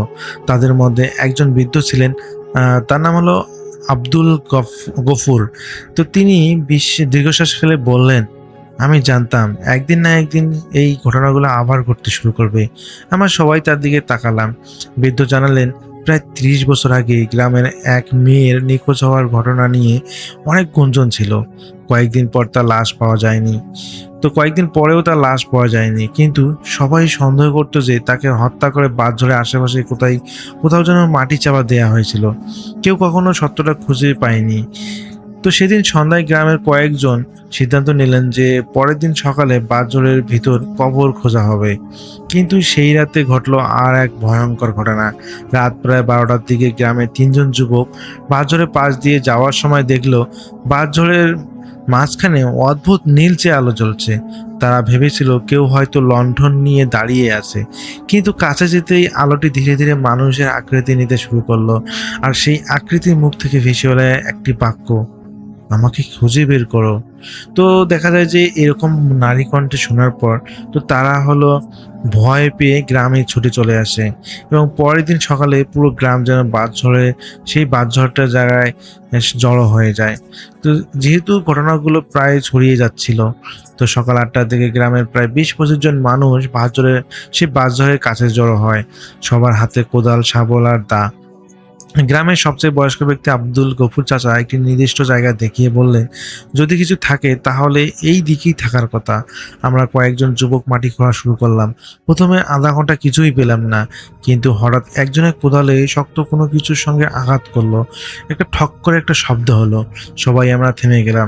সাবধানে আমরা মাটি সরানো শুরু হলো। কিছুক্ষণ পর একটি পুরনো কাঠের বাক্সের মতো কিছু একটা বেরিয়ে এলো। বাক্সটি দেখতে অনেক পুরনো ছিল, বেশিরভাগ অংশ পচে গিয়েছে সেই কাঠের বাক্সে। গ্রামের লোকজন ভয়ে কেউ কাছে যেতে চাইছিল না। অবশেষে কয়েকজন সাহস করে সেই বাক্সটি খুলে ফেললো। ভিতরে ছিল পুরনো কাপড়, একটি রূপার নূপুর এবং একটি বিবর্ণ সাদা কালো ছবি। ছবিতে একটি তরুণী দেখা যাচ্ছিল, বয়স হবে 18 থেকে 20 বছর। আব্দুল গফুর চাচা ছবিটি দেখেই কেঁপে উঠলেন। তিনি ধীরে ধীরে বললেন, এটা তো রহিমা। গ্রামের সবাই একথা শুনে অবাক হয়ে গেল। রহিমা ছিল সেই মেয়ে যে প্রায় 30 বছর আগে নিখোঁজ হয়ে গিয়েছিল। কেউ তার কোনো খোঁজ পায়নি। বাক্সটা পাওয়ার পর গ্রামের মানুষের মধ্যে আরো আতঙ্কিত হয়ে পড়লো আর কি। কিন্তু আসল ঘটনা তখনও সামনে আসেনি। সেদিন রাতেই আমি আর আমার বন্ধু সোহেল বাড়ির উঠানে বসে কথা বলছিলাম। রাত তখন প্রায় 11টা। হঠাৎ গ্রামের মসজিদের দিক থেকে একজন লোক দৌড়ে এসে খবর দিল কবরস্থানের পাশে অদ্ভুত এক ঘটনা ঘটেছে। আমরা কয়েকজন সেখানে ছুটে গেলাম। যে দেখি কবরস্থানের এক কোণে একটা পুরনো কবরের মাটি ফেটে গেছে। চারপাশে অনেক মানুষ দাঁড়িয়ে আছে, কেউ কাছে যেতে সাহস পাচ্ছে না। এমন সময় গ্রামের ইমাম সাহেব সেখানে এসে কোরআন তেলাওয়াত করলেন, এবং যখন তিনি কোরআন তেলাওয়াত করা শুরু করলেন, ধীরে ধীরে পরিবেশ যেন শান্ত হতে থাকলো। কিন্তু তখনই একজন বৃদ্ধ সামনে এসে একটি কথা বললেন, যা শুনে সবাই অবাক হয়ে যায়। তিনি বললেন, রহিমা নিখোঁজ হয়নি, তাকে হত্যা করা হয়েছে। কথা শুনে চারিদিকে নীরবতা নেমে এলো। বৃদ্ধ জানালেন, তিনি বহু বছর ধরে এই গোপন কথা নিজের মধ্যে লুকিয়ে রেখেছেন। ঘটনার রাতে তিনি কয়েকজন মানুষকে বাঁশঝড়ের দিকে যেতে দেখেছিলেন, এবং তাদের মধ্যে একজন ছিল গ্রামের প্রভাবশালী ব্যক্তি। ভয়ে তিনি কখনো কাউকে কিছু বলেননি, কিন্তু এখন মনে হচ্ছে সত্যিটা আর লুকিয়ে রাখা যাবে না। সেই রাতে গ্রামের কয়েকজন সিদ্ধান্ত নিলেন পুরো সত্যটা খুঁজে বের করার। কিন্তু কেউ জানতো না সত্যের যত কাছে তারা পৌঁছাবে, ততই ভয়ঙ্কর সব ঘটনা ঘটতে শুরু করবে। কারণ পরের রাতেই রহিমার পুরো বাড়ির ভিতর থেকে ভেসে আসা কান্নার শব্দ পাওয়া যাচ্ছিল। সেদিন রাতে গ্রামের মানুষ স্বাভাবিকের চেয়ে অনেক আগেই ঘরের দরজা জানালা বন্ধ করে দেয় এবং তারা ঘুমিয়ে পড়ে। রাত প্রায় 1টা রাত 1টা হঠাৎ গ্রামের দক্ষিণ পাড়ায় অবস্থিত রহিমাদের পরিত্যক্ত বাড়ির থেকে কান্নার শব্দ শোনা যায়। শুরুতে অনেকেই ভেবেছিল যে কোনো বিড়াল বা শেয়ালের আওয়াজ, কিন্তু কিছুক্ষণ পর সেই কান্নার আওয়াজটা যেন স্পষ্ট হলো। এটা কোনো শিয়াল বা কোনো কিছুর আওয়াজ নয়, এটা একটা নারীর কণ্ঠের কান্নার আওয়াজ, দীর্ঘ এবং করুণ, যেন বুক ভাঙা কান্নার আওয়াজ। যেন কেউ বছরের পর বছর ধরে জমে থাকা কষ্ট যেন কান্না করে তার দুঃখগুলো ভুলে যাচ্ছে। সেই কান্না শুনে গ্রামের অনেক সাহসী যুবক, বিশেষ করে জাহিদ, এবং সে হাতের টর্চ লাইট নিয়ে সেই ঘটনাস্থলে যায়, এবং তার সঙ্গে আরও 2জনে যাওয়ার কথা ছিল, কিন্তু বাড়ির কাছে পৌঁছানোর আগেই তারা ভয় পেয়ে ফিরে আসে। জাহিদ একাই এগিয়ে যায়। এরপর সারা রাত তাকে আর কেউ দেখতে পায়নি। পরের দিন ফজরের আজানের কিছুক্ষণ আগে খবর ছড়িয়ে পড়ে জাহিদকে রহিমাদের বাড়ির পিছনে পাওয়া গেছে। আমরা সবাই সেখানে ছুটে যাই। গিয়ে দেখি যে জাহিদ একটা আম গাছের নিচে অচেতন অবস্থায় পড়ে আছে। মানে তার জ্ঞান ছিল না, তার শরীরে কোনো আঘাতের চিহ্ন ছিল না, কিন্তু মুখ ভর্তি ছিল আতঙ্ক। যখন সে জ্ঞান ফিরে তার প্রচন্ড পরিমাণ মুখ ভর্তি আতঙ্ক ছিল, যেন সে এমন কিছু দেখেছে যা ভাষায় প্রকাশ করা সম্ভব নয়। কিছুক্ষণ পর তার জ্ঞান ফিরলে সবাই জানতে চাইলো কি ঘটেছিল। জাহিদ কাঁপতে কাঁপতে বলল, আমি বাড়ির ভিতরে ঢুকেছিলাম, সে সময় দেখি সে বলতে লাগলো যে ভিতরে ঢোকার পর দেখলাম একটা ঘরে ক্ষীণ আলো জ্বলছে, অথচ বাড়িটা বহু বছর ধরে পরিত্যক্ত। আমি আলোটার দিকে এগিয়ে গেলাম, তারপর দেখলাম সাদা কাপড় পরা একজন নারী মাটিতে বসে খাটতেছে। আমি ভাবলাম গ্রামের কেউ হয়তো মজা করতেছে বা কেউ কষ্টে কান্না করতেছে, কিন্তু যখন সে ধীরে ধীরে মুখ তুলল, এই পর্যন্ত বলে জাহিদ থেমে গেল। এটা বলার পর তার জন্য শরীর কাঁপতেছিল। অনেকক্ষণ পরে সে বলল, তার চোখ ছিল না, শুধু কালো অন্ধকার, চোখের জায়গায় যেন কালো অন্ধকার দেখাচ্ছিল। তো এটা শুনে সবাই যেন বেশ অবাক হয়ে গেলেন এবং জাহিদ ভাই আরো বললেন, সে আমার দিকে তাকিয়ে বলল, সত্যিটা ওদের কাছে আছে, পুকুরের পশ্চিম পাড়ে খুঁজে দেখো। এই কথাটা নারী অভাবটা বা না সেই মেয়েটা বলল। এই কথা বলার পর সে আর কিছুই মনে করতে পারেনি। তো সেদিন দুপুরে গ্রামের কয়েকজন বয়স্ক মানুষ মিলে পুকুরের পশ্চিম পাড়ে খোঁজ শুরু করেন। পুকুরটি ছিল রহিমাদের বাড়ি ঠিক কিছুটা দূরে। তো বহু বছর ধরে কেউ সেখানে যেত না, কারণ এলাকাটা ঝোপঝাড়ে ভরা ছিল। তো কয়েক ঘন্টা খোঁজাখুঁজির পর একটা পুরোনো মরিচা ধরা লোহার ট্রাঙ্ক পাওয়া যায়। ট্রাঙ্কটা মাটির অনেক নিচে চাপা ছিল। তো সাবধানে সেটি খুলতেই ভিতর থেকে বেরিয়ে আসে কিছু পুরনো কাপড়, কয়েকটি চিঠি, একটি ডায়েরির প্রথম পাতাতে লেখা ছিল যে, আমার নাম রহিমা, যদি কেউ এই ডায়েরি খুঁজে পায় তাহলে সে আমার মৃত্যুর সত্য জানতে পারবে। শুধু এই কথাটা লেখা ছিল। তো এই লেখাটা পড়তেই সবার শরীর যেন শিউরে ওঠে, কারণ এত বছর পর প্রথমবারের মতো মনে হচ্ছিল রহিমার সঙ্গে আসলে কি ঘটেছিল। তার উত্তর পাওয়া যেতে পারে, কিন্তু ডায়েরির শেষ কয়েকটা পৃষ্ঠা ছেঁড়া ছিল। আর ঠিক সেই ছেঁড়া পাতাগুলো হয়তো লুকিয়েছিল হত্যাকারীর নাম। সেই রাতে গ্রামের কয়েকজন ডায়েরি পড়ার জন্য একত্রিত হয়, কিন্তু মাঝরাতে এমন একটি ঘটনা ঘটে যার পর গ্রামের মানুষ নিশ্চিত হয়ে যায় যে কেউ বা সত্যি কিছু সত্য প্রকাশ করতে চাইছে না, বা কেউ প্রকাশ করতে চাইছে না, আবার কেউ বা সেটা লুকিয়ে রাখতে চাচ্ছিল। তো সেই রাতে গ্রামের মসজিদের পাশে একটি ঘরে গ্রামের কয়েকজন বয়স্ক মানুষ, ইমাম সাহেব এবং আমরা কয়েকজন যুবক একত্রিত হলাম। উদ্দেশ্য ছিল যে ডায়েরির বাকি অংশ, রহিমার জীবনের শেষ দিনগুলোর ঘটনাগুলো জানার চেষ্টা করা। ডায়েরিতে লেখা ছিল যে রহিমা গ্রামের একজন প্রভাবশালী ব্যক্তির ছেলের সঙ্গে বিয়ে প্রস্তাব দেওয়া হয় এবং প্রস্তাব পরবর্তী প্রত্যাখ্যান করেছিল। তো এরপর থেকে তাকে বিভিন্নভাবে হুমকি দেওয়া হচ্ছিল, কিন্তু ডায়েরির শেষ অংশ না থাকায় হত্যাকারীর নাম জানা যাচ্ছিল না। তো রাত তখন প্রায় 12টা। তো হঠাৎ বাইরে প্রচন্ড ঝড় শুরু হলো। অদ্ভুত ব্যাপার ছিল, আকাশে বৃষ্টি ছিল না, কিন্তু চারিদিকে বাদঝড়গুলো এমনভাবে দুলছিল যেন কেউ সেগুলো টেনে ঝাঁকাচ্ছে। ঘরের ভিতর সবাই চুপ হয়ে গেল। ঠিক তখনই দরজার বাইরে কারো হাঁটার শব্দ শোনা গেল ধীরে ধীরে। তো শব্দটা এসে দরজা যেন সামনে এসে থেমে গেল, কিন্তু বাইরে কাউকে দেখা গেল না। ইমাম সাহেব কোরআন তেলাওয়াত শুরু করলেন। কয়েক মিনিট পর পরিবেশ আবার স্বাভাবিক হয়ে এলো। তো পরের দিন সকালে গ্রামের সেই বৃদ্ধ, যিনি বহু বছর আগে কিছু দেখেছিলেন বলে দাবি করেছেন, তো তিনি সবাইকে ডেকে পাঠালেন। তিনি জানালেন যে আর সত্য রুকিয়ার কোনো মানে নেই। তিনি কাঁপা কণ্ঠে বললেন যে, সেদিন রাতে আমি দেখেছিলাম গ্রামের প্রভাবশালী ব্যক্তি, তার নাম হলো করিম এবং তার দুই সহযোগী রহিমাকে জোর করে বাঁশঝড়ের দিকে নিয়ে যাচ্ছিল। তো গ্রামবাসীরা হতবাক হয়ে গেল। করিম বহু বছর আগেই মারা গিয়েছে, আর তার দুই সহযোগীও একজন মৃত, শুধু একজন তখনও জীবিত ছিল, নাম হলো সালামত। তো খবর শুনে গ্রামের মানুষ তার বাড়িতে যায়, কিন্তু সেখানে গিয়ে দেখা গেল সালামত আগের রাতে থেকেই অসুস্থ অবস্থায় পড়ে আছে।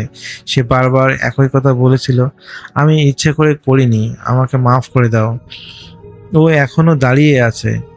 তো লোকজন তাকে জিজ্ঞেস করলে সে কান্নায় ভেঙে পড়ে। অবশেষে 30 বছর ধরে লুকিয়ে থাকা সত্য বেরিয়ে আসে।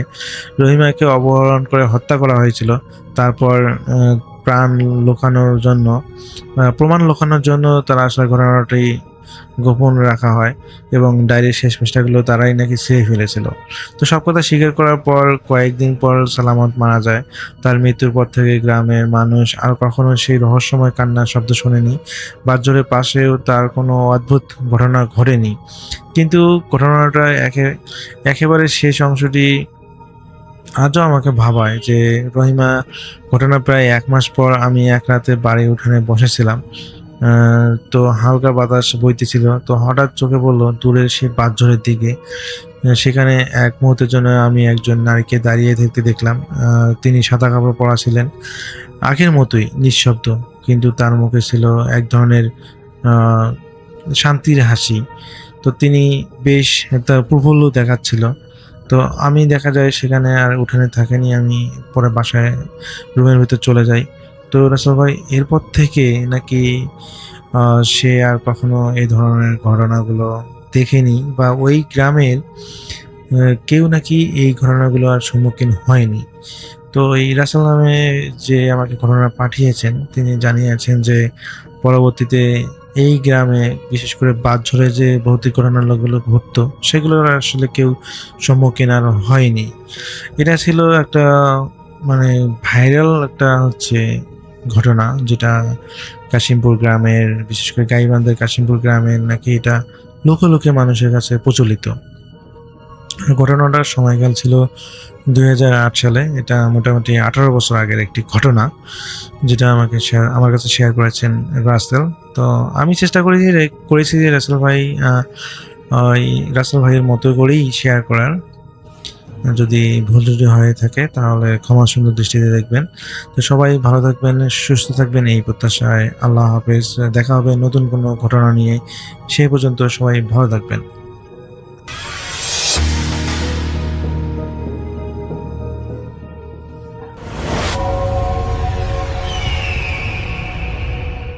আসসালামু আলাইকুম লিসনার্স, সবাইকে আমন্ত্রণ জানাচ্ছি আমি ডক্টর আলিফ। আশা করছি আপনারা সবাই ভালো আছেন, সুস্থ আছেন।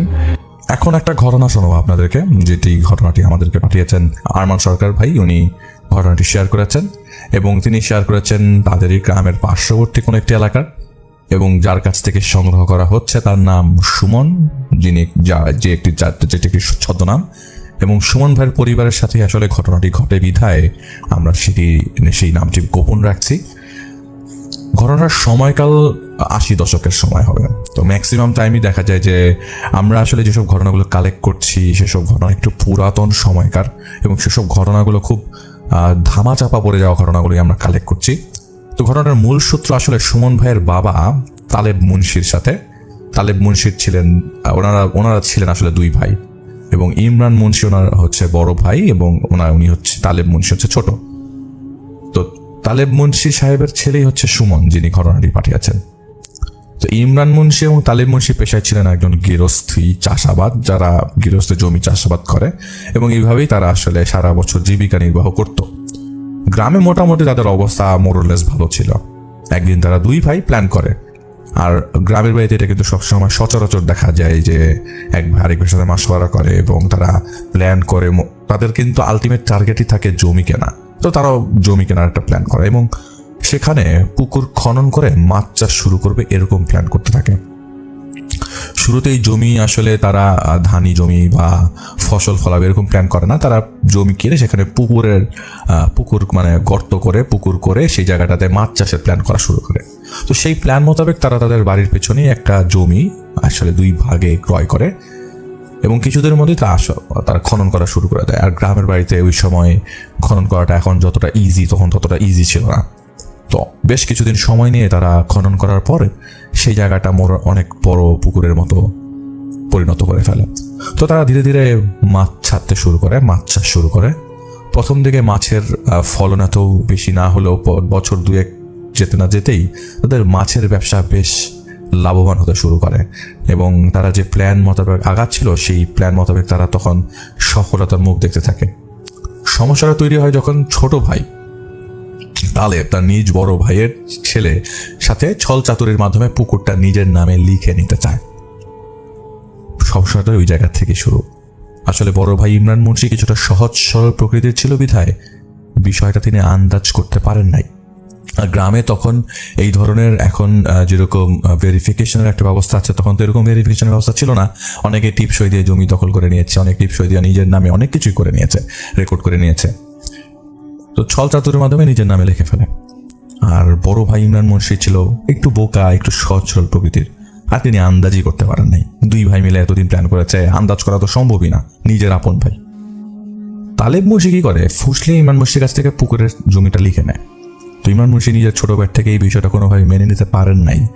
যখন তিনি এটা জানতে পারে যে তার ছোট ভাইটা করেছে, তো আলটিমেটলি গ্রামের বাড়িতে আমরা কি করি যে যদি কোনো এরকম জমি জালিয়াতি হয় এবং যেটা নিজের ভাই করার পরে তো সরাসরি কিছু করতে পারে না, তখন সালিশ ডাকা হয়, গ্রামের মুরব্বীদের ডাকা হয়। তো অনেক ঝামেলা, গ্রাম্য সালিশি ঘরে এরকম আসলে কোনো সমাধান তারা পাচ্ছিলেন না। রাগে ক্ষোভে ওনার বাকি সকল জমি, বাড়ির সম্পত্তি অন্যত্র বিক্রি করে ফেলে ইমরান মুন্সি। বিক্রি করে তিনি ওই গ্রাম ছেড়ে চলে যান, কারণ এটা তার জন্য অনেক কষ্টকর ছিল, মেনে নিতে পারছিলেন না আর কি।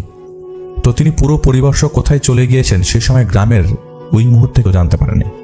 যাবার সময় ইমরান মুন্সি শুধুমাত্র তার ভাইকে একটা কথা বলেছিল যে তুই আমার আপন ভাই হয়ে যে কাজটা করেছিস এটার ফল তুই পাবি, আমি তোকে আমৃত্যু অভিশাপ দিতে থাকবো, মানে আমি তোকে সারা জীবন অভিশাপ দেবো যে তুই কাজটা করেছিস সেটা ভালো করিস নাই। এভাবে বেশ কয়েক বছর চলে যায়। এদিক দিয়ে ছোট ভাই তালেব নিজের মতো করেই মাছ চাষাবাদ করতে থাকে এবং চালিয়ে যাচ্ছিল। আসলে তার বড় ভাইয়ের সাথে এই কাজটা করার পর গ্রামের অন্য লোকেরাও আসলে তার সাথে তেমন একটা যোগাযোগ বা দেখা হলে তেমন একটা চোখাচোখি বা কথাবার্তা তেমন একটা বলতো না। সবার কথা ছিল যে তার নিজা আপন ভাইয়ের সাথে যে বেইমানি করতে পারে সে অন্য যে কারোর সাথেই বেইমানি করতে দ্বিধাবোধ করবে না। তো তালেব মুন্সি মূলত যেদিন পুকুর থেকে মাছ ধরতেন সেদিন ভোরে পুকুরে জাল ফেলতেন, ভোরের মধ্যে মাছ ধরে তা বাজারে নিয়ে যেতেন। তবে তিনি বেশ কিছুদিন যাবৎ খেয়াল করছিলেন যে হঠাৎ করে যে জাল ফেললে একেবারে যে মাছ পেতেন এখন আর সেই মাছগুলো তিনি আর পাচ্ছেন না। পূর্বে যদি একবারে 20 কেজি মাছ পেতেন, এখন দেখা যাচ্ছে 5 কেজিও হচ্ছে না। বিষয়টা নিয়ে তিনি বেশ চিন্তিত হয়ে পড়েন। এত তো কমে যাওয়ার কথা না, কারণ সবাই দেখা যায় যে যারা মাছ ছাড়ে পুকুরে অথবা মাছের পোনা ছাড়ে তাদের একটা আইডিয়া থাকে যে এই পরিমাণ পোনা মাছের আমি ছেড়েছি, এই পরিমাণ পোনাকে ফিট করতে হবে, এই পরিমাণ পোনা মরে যাবে, এটা একটা আইডিয়া থাকে। কিন্তু এত কমে যাওয়ার কথা তার মাথার মধ্যে কোনোভাবেই স্ট্রাইক করে না। উনি ভাবেন যে কেউ মাছ চুরি করছে কিনা রাত বিরাতে। তারপরে উনি নতুনভাবে পুকুরে মাছ ছাড়া শুরু করে। কিছুদিন পর উনি নতুন একটা সমস্যার সম্মুখীন হয়। তিনি প্রতিদিন সকালবেলা পুকুরে মাছের খাবার দিতে যেতেন।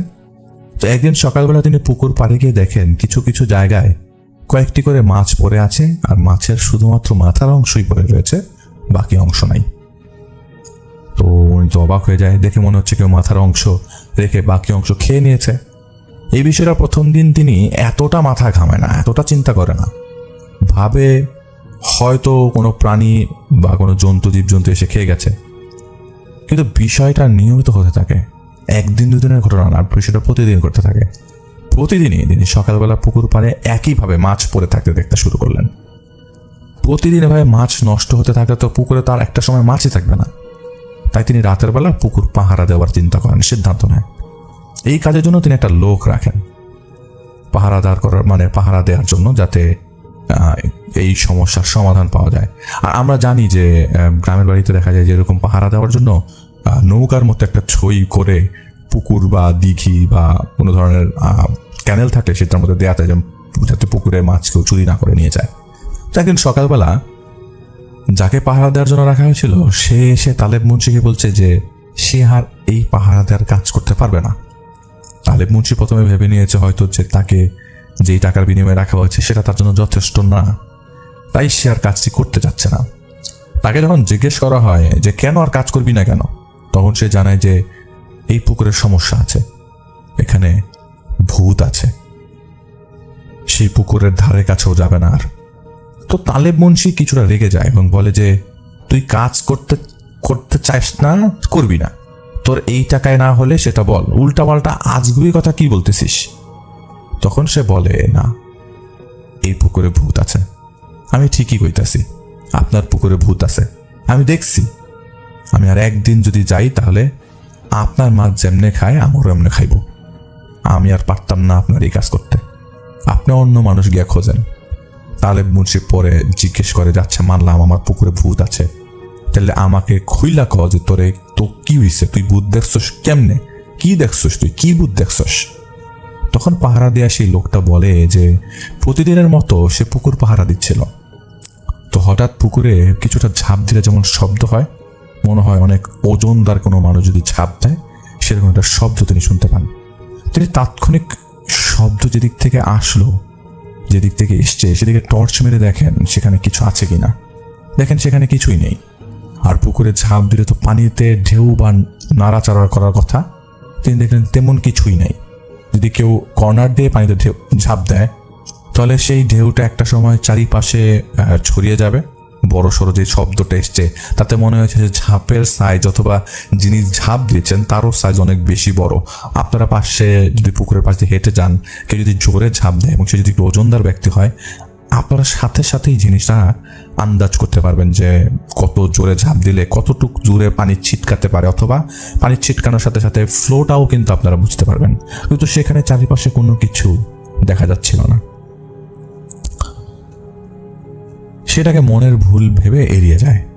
আবার নাকি বেশ কিছুক্ষণ পর সে পুনরায় আবার পানিতে কিছু নাড়াচাড়ার শব্দ পায়। তুই চিন্তা করেন তো মাছের নাড়াচাড়া করতে পারে, কিন্তু এরকম শব্দ মাছ নাড়াচাড়া করলে হবে না। তিনি যখন যেদিকে যান, কাছাকাছি গিয়ে দেখেন একটা অবয়বের মতো কিছু একটা সেখানে বসা, আর খাওয়ার শব্দ আসছে।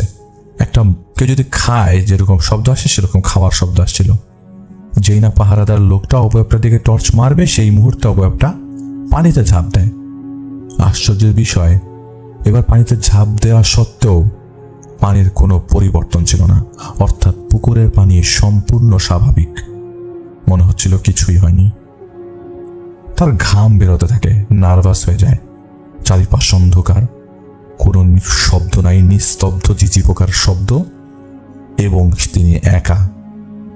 এরপরও তিনি আরো নিশ্চিত হবার জন্য বেশ কিছুক্ষণ পুকুরের চারপাশে টর্চ দিয়ে দেখতে থাকে যে পুকুর থেকে ওপারে বা পারে উঠে কেউ পারে ওঠে কিনা। তিনি বলেন যে কোনো মানুষ যদি আসলেই পুকুরে লাফ দিয়ে থাকতো তাহলে তার পক্ষে আমি যতক্ষণ অপেক্ষা করলাম ততক্ষণ তো পানিতে ডুব দিয়ে থাকা কোনোভাবেই সম্ভব না। এত সময় চলে যাবার পরেও যখন তিনি কারো অস্তিত্ব খুঁজে পাচ্ছিলেন না, তখন তিনি আর নিজেকে কন্ট্রোল করে রাখতে পারেননি। তিনি ভয়ে ততক্ষণে সেই স্থানটি ত্যাগ করে বাড়ি চলে যান। সবকিছু শুনে তালেব মুন্সি বলেন, তোর সব নাটক আমি বুঝছি, কোনো সমস্যা নাই, তোর টাকা আরো বেশি লাগবো, টাকা বাড়াই দিব। এই কথা বলার পরও সে ব্যক্তি রাজি না। পরবর্তীতে তালেব মুন্সি বলেন, যা তোকে আমার লাগবো না, যা, তুই বেটা কামচোর, তুই থাকবি না, ডাকো, টাকা দিলে আর কত লোক পামো। এই বিষয়ে তালেব মুন্সি আসলেই তখন খুব সাধারণভাবেই না, এমনি চিন্তাই করেন না এসব জিনিস নিয়ে। এর কিছুদিন পর তালেব মুন্সি নতুন একজনকে রাখে পুকুর পাহারা দেবার জন্য। তিনি যে ছাউনিটি তৈরি করে দিয়েছিলেন সেই ছাউনিটা শুধুমাত্র বসে থাকার মতো করে তৈরি করা হয়েছে, আসলে সেখানে ঘুমানো যেত না। তো নতুন পাহারাদার কয়েকদিন ভালোভাবেই তার দায়িত্ব পালন করতে থাকে। তার সাথে পূর্বের ন্যায় যে ছেলেটি তাকে কমপ্লেন করেছিল তার মতো কোনো সমস্যা হচ্ছিল না। তো বাজারে একদিন নতুন যেই লোক পুকুরে পাহারা দিত সেই লোকের সাথে পুরনো পাহারাদারের যে ব্যক্তিটা ছিল তার সাথে দেখা হয়ে যায়। তখন পুরনো পাহারা দেওয়া লোক তাকে বলে যে আপনি যে পুকুরে পাহারা দেওয়ার কাজ নিয়েছেন ওই পুকুরটা কিন্তু ভালো না, ওখানে ভূত আছে মিয়া, আমি তো একদিন জান নিয়ে বাড়ি চাইছি। এই কথা শুনে নতুন পাহারাদারটা বলে, আপনি কেমনে জানেন এই খবর? তখন পুরনো পাহারাদার লোকটা বলে যে আমি তো আগেই আপনার এই কাজটাই করতাম, এই যে আপনি যে কাজটা নিচ্ছেন সেই কাজটা আমিই করতাম। কে তালেব মুন্সি আপনারা কয় নাই আমি কাম ক্যান ছাইরা দিছি? নতুন পাহারাদার বলে যে ভাই কামটা শান্তির আছে, তালেব মুন্সি আমার একটা ছাউনিও তুইলা দিছে, আপনার সাথে হয়তো লেনদেন ভালো হয় নাই তাই আপনি ফালতু কথা কইতাছেন, আমি এসব ভূত টুত ডরাই না। তখন পুরনো পাহারাদার বলে, ভাই বিশ্বাস তো করলেন না, বুঝবেন যেদিন দেখবেন ওই দিন বুঝবেন। পরবর্তীতে পাহারাদার এসে তালেব মুন্সিকে এইসব কথা জানায় এবং আসলেই এমন কোনো সমস্যা আছে কিনা তা জানতে চাইলে তালেব মুন্সি বলে যে আরে আগেরটা ছিল কামচোর, ওরে টাকা বাড়ায় নাই দীক্ষা এখন তোর রেডি কয়, তুই এসব কানে দিস না, তুই মন দিয়া কাম কর, তোরে আমি তোরে পোষাই দিব মনে, তুই এগুলো নিয়ে ভাবিসি না। পাহারাদারটা তালেব মুন্সির কথা মেনে নেয়। তো একদিন রাতে পাহারাদার তার ছাউনিতে বসেছিল, আর ওই মুহূর্তে সে কিছুটা তন্দ্রাচ্ছন্ন ছিল। হঠাৎ করে মনে হলো তার পায়ের পাতা ধরে কেউ টান দিয়েছে। টানের কারণে সে বসা থেকে শুয়ে যায়। তন্দ্রা ঘরে থাকায় সে বিষয়টা ততটা খেয়াল করে না। সে পুনরায় বসে তন্দ্রাচ্ছন্ন হয়ে যাচ্ছিল দেখে সে একটা বিড়ি ধরায়। বিড়ি বা সিগারেট খাওয়ার সময় কোথা থেকে যেন তার সেই ছোট্ট ছাউনির উপর ঢিল এসে পড়তে থাকে। আশ্চর্যের বিষয় হলো তার ছাউনির উপর ঢিল ঠিকই আসছিল, কিন্তু কোনো ঢিল দেখা যাচ্ছিল না, মানে ঢিলগুলো পরে উধাও হয়ে যাচ্ছিল। পাহারাদার কিছুটা ভয় পেয়ে যায়। অন্যদিকে সে ভাবতে থাকে হয়তো সেই পুরনো পাহারাদারটা তাকে ভয় দেখাচ্ছে, কারণ হয়তো সে চাই না যে সে এখানে থাকুক। এরকম আমাদের সমাজে অনেক লোক আছে যারা এ ধরনের কাজ করে, যে আমি নিজে করব না, অন্য কেউ করতে দিব না। তাই সে তখন সেই বিষয়টা চিন্তা করে এবং সে ওই জায়গাতে বসে তাকে উদ্দেশ্য করে বলে, লাভ নাই রে, আমি বুঝছি তোর এটা তোর কাম, এইসব করে আমারে ভয় দেখাইতে পারবি না। সেগুলো বলা অবস্থা তো ঢিল এসে পড়ছিল। আসলে এখানে যে কেউ ঢিল মারবে এমন পরিস্থিতি ছিল না। পুকুরের আশেপাশে চাষাবাদের জমি, আর পুকুর থেকে 2 থেকে 3 মিনিটের দূরত্বে ছিল তালিব মুন্সির বাড়ি। পুকুরটার চারপাশ গাছপালা লাগানো ছিল, একবারে খালি পুকুর না, আর একটা বাঁশ ঝাড় ছিল। এই তো পাহাড়াদার ছাউনি থেকে বের হয়ে আশেপাশে টর্চ দিয়ে খুঁজে কাউকে দেখতে পাচ্ছিল না। সে পুকুরের চারপাশে কয়েকবার চক্কর দিয়ে পুনরায় সেই ছোট ছাউনিতে এসে বসে। ততক্ষণে ঢিল মারা বন্ধ। ছাউনিতে কিছুক্ষণ বসে থাকার পর তার পুনরায় তন্দ্রা চলে আসে। কিছুক্ষণ তন্দ্রাচ্ছন্ন থাকা অবস্থায় হঠাৎ করেই তার কেউ আবার পা টেনে ধরে নিয়ে যেতে থাকে। সে আচমকার টানে চোখ খুলে তাকাতেই বলতে থাকে, এই কে রে, কে নিয়ে যায় আমারে? এটা বলতেই তাকে অদৃশ্য কেউ টেনে পুকুরে নামিয়ে দেয়। তার শরীরের প্রায় তখন অর্ধেক অংশ পুকুরে চলে যায়। কে তাকে টেনে নিয়ে এসছে কাউকেই সে দেখতে পারেনি। তাৎক্ষণিক সে ভয়ে আল্লাহ আল্লাহ বলে চিৎকার করতে করতে তালেব মুন্সির বাড়িতে এসে ডাকাডাকি করতে থাকে। তালেব মুন্সির চিৎকারের শব্দ শুনে প্রথমে ভেবেছিল ডাকাত এসছে। সে কে বলতে যখন বাইরে বেরিয়ে আসে, দেখে পাহারাদার দাঁড়িয়ে আছে আর ভয়ে কাঁপছে। তার পুরো শরীর কাদা পানি দিয়ে মাখানো। তারই অবস্থা দেখে তালেব মুন্সি জিজ্ঞেস করে, এই তোর এই অবস্থা কেন? তখন পাহারাদার সবকিছু বলে এতক্ষণ তার সাথে যা ঘটল। তালেব মুন্সি তাকে শান্ত করে রাতে তার বাড়িতে রেখে দেয়। পরের দিন সকালে তাকে নিয়ে তালেব মুন্সি পুকুরে যায় পরিস্থিতি দেখবার জন্য। আসলে রাতের বেলা যাই ঘটছে, দিনের বেলায় সব স্বাভাবিক। তখন সেই পাহারাদারও এখানে কাজ করবে না বলে জানিয়ে দেয়।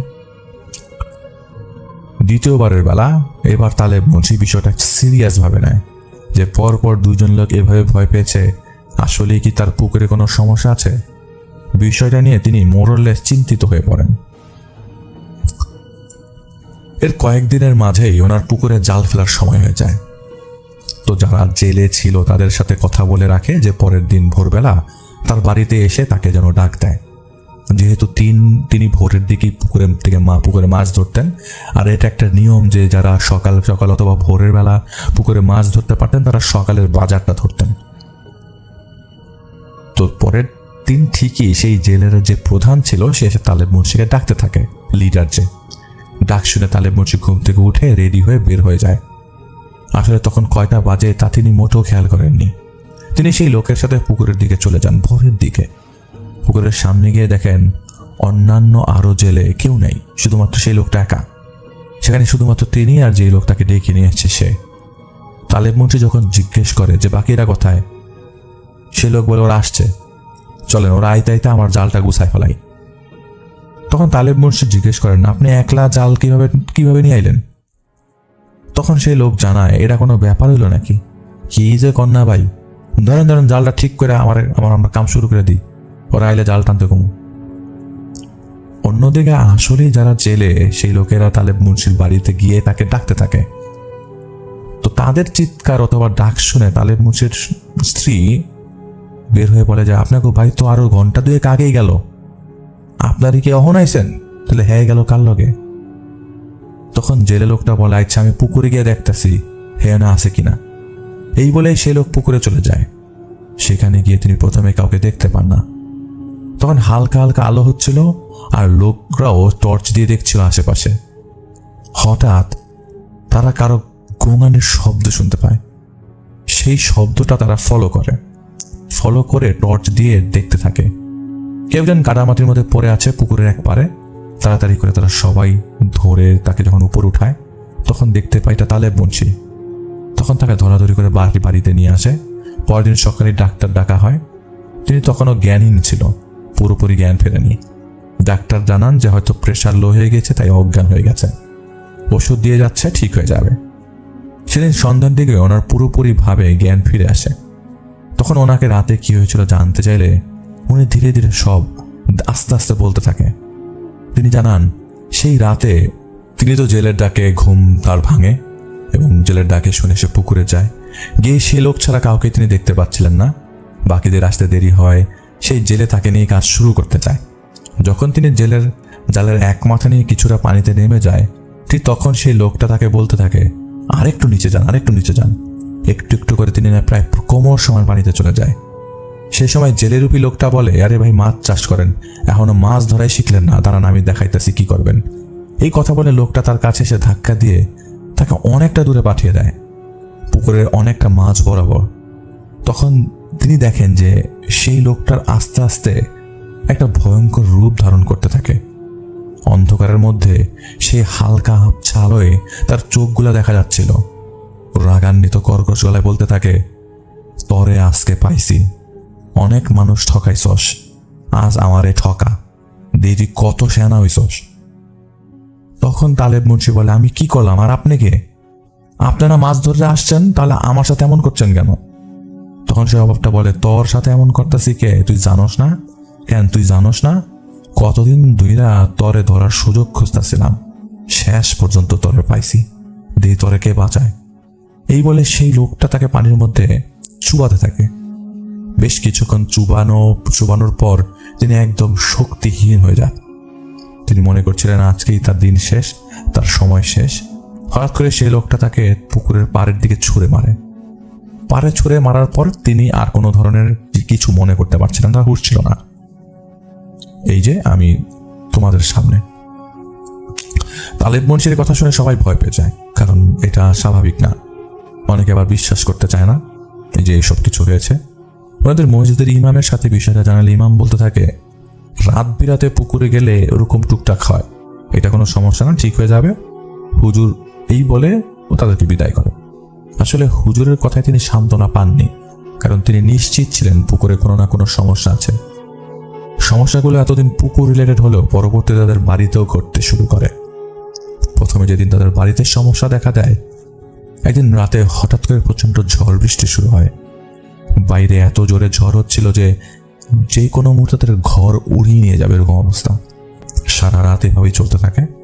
পরদিন সকালে তারা ঘর থেকে বের হয়ে রীতিমতো অবাক হয়ে যায়।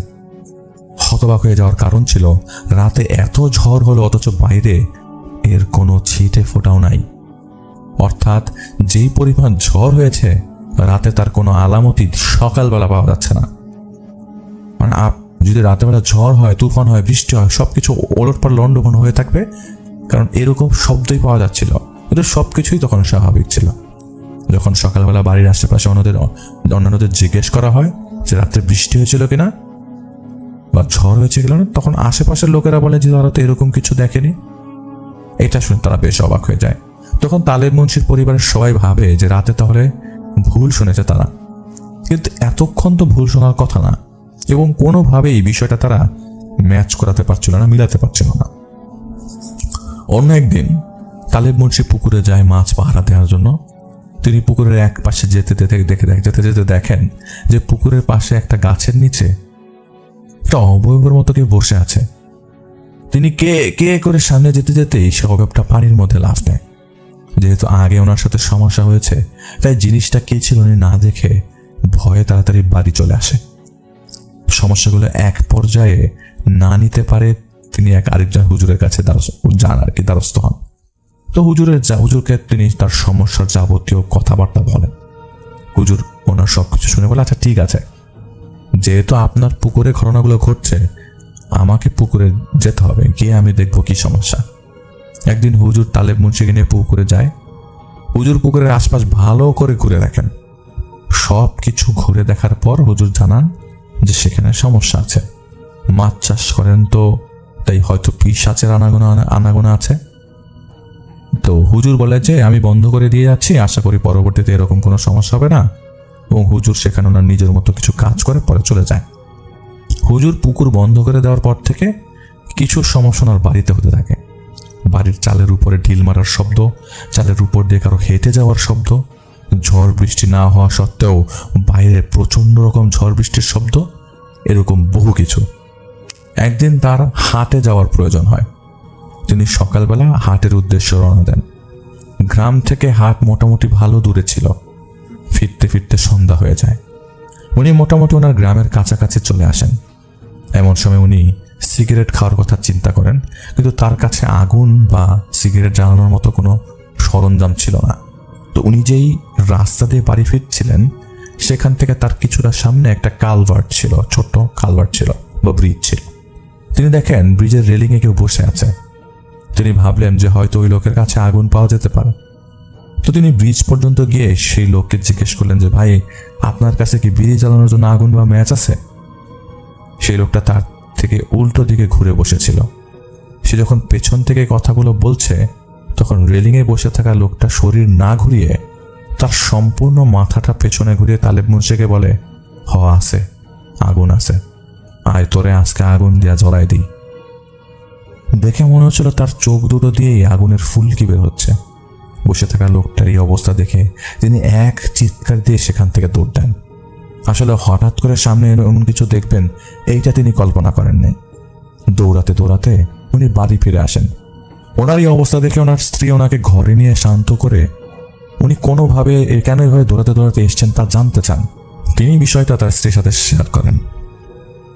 এর মাঝে আরেকটা নতুন সমস্যা শুরু হয়। তাদের বাড়ির আশেপাশের বাড়িতে ছেলেকে নতুন বিয়ে করানো হয়। তো নতুন বউ আসার কয়েকদিন পর থেকেই অদ্ভুত আচরণ করতে থাকে। অনেকটা পজেসড হলে তিনি যেমন তেমন আচরণ ছিল। একদিন সেই বউকে বাড়িতে কোথাও খুঁজে পাওয়া যাচ্ছিল না। অনেক খোঁজাখুঁজি করে শেষ পর্যন্ত তাকে তালেব মুন্সির পুকুর পাড়ে অজ্ঞান অবস্থায় পাওয়া যায়।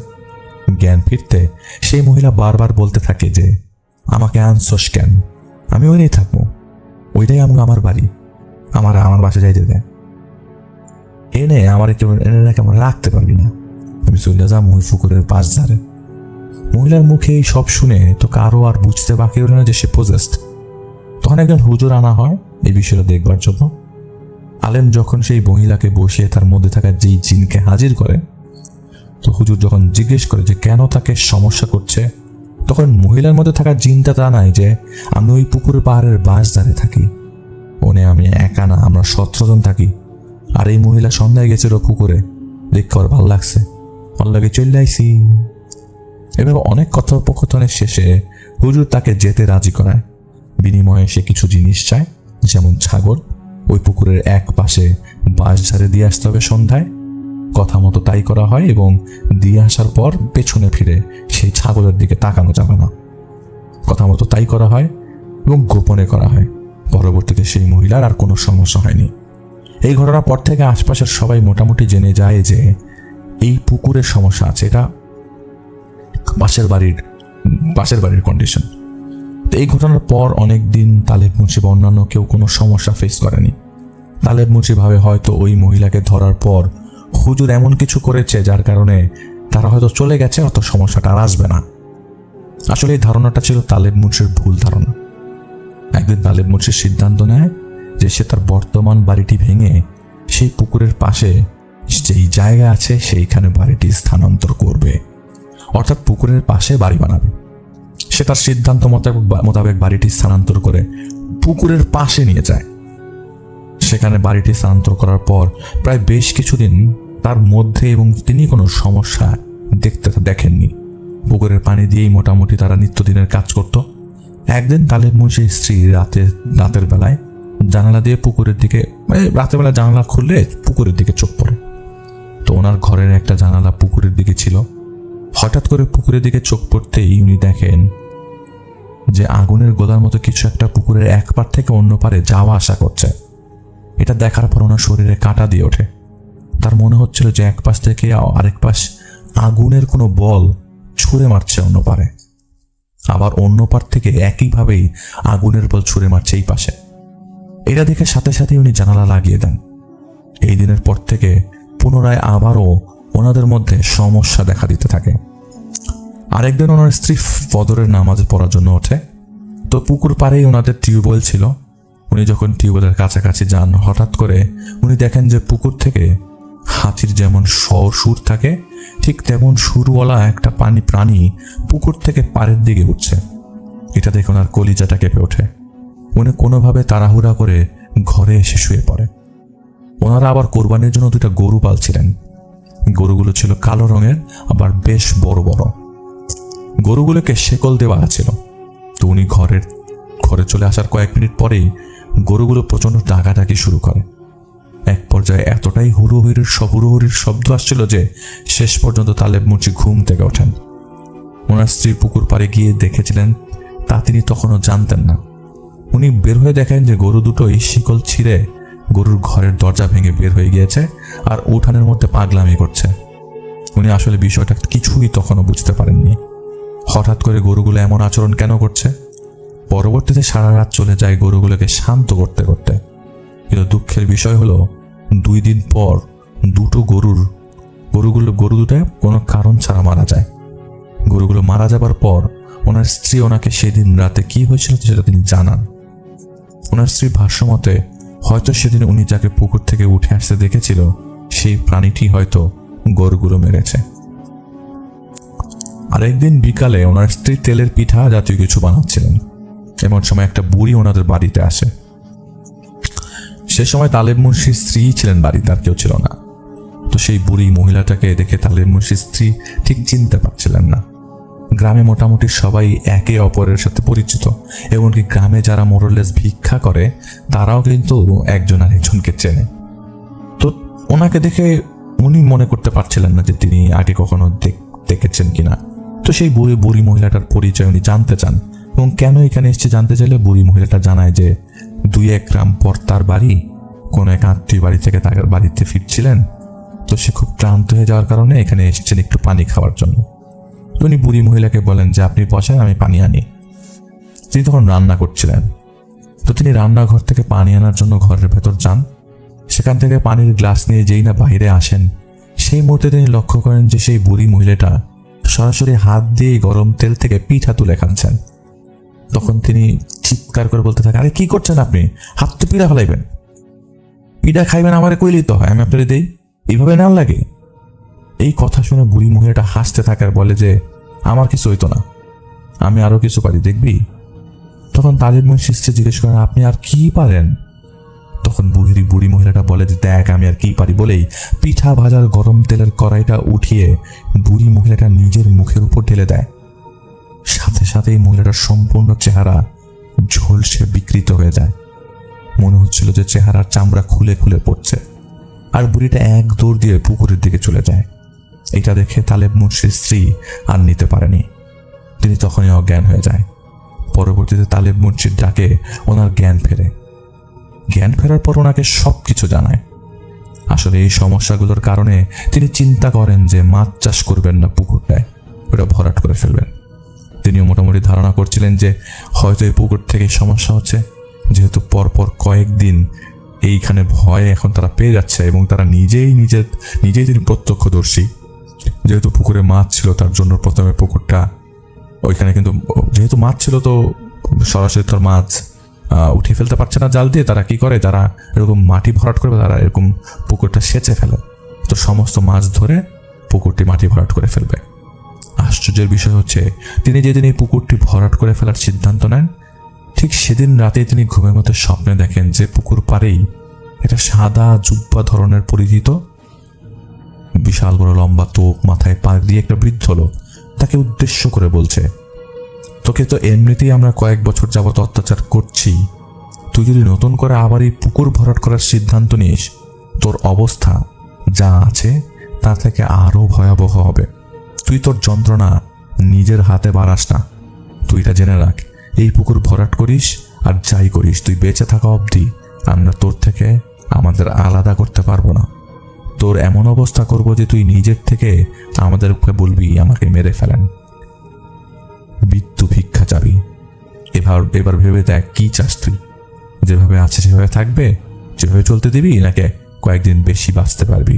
আর নয়তো তোর মৃত্যুদিন ঘনিয়ে আসছে। তখন তালেব মুন্সি ঘুমের মধ্যে জিজ্ঞেস করতে থাকে যে তার অপরাধ কি।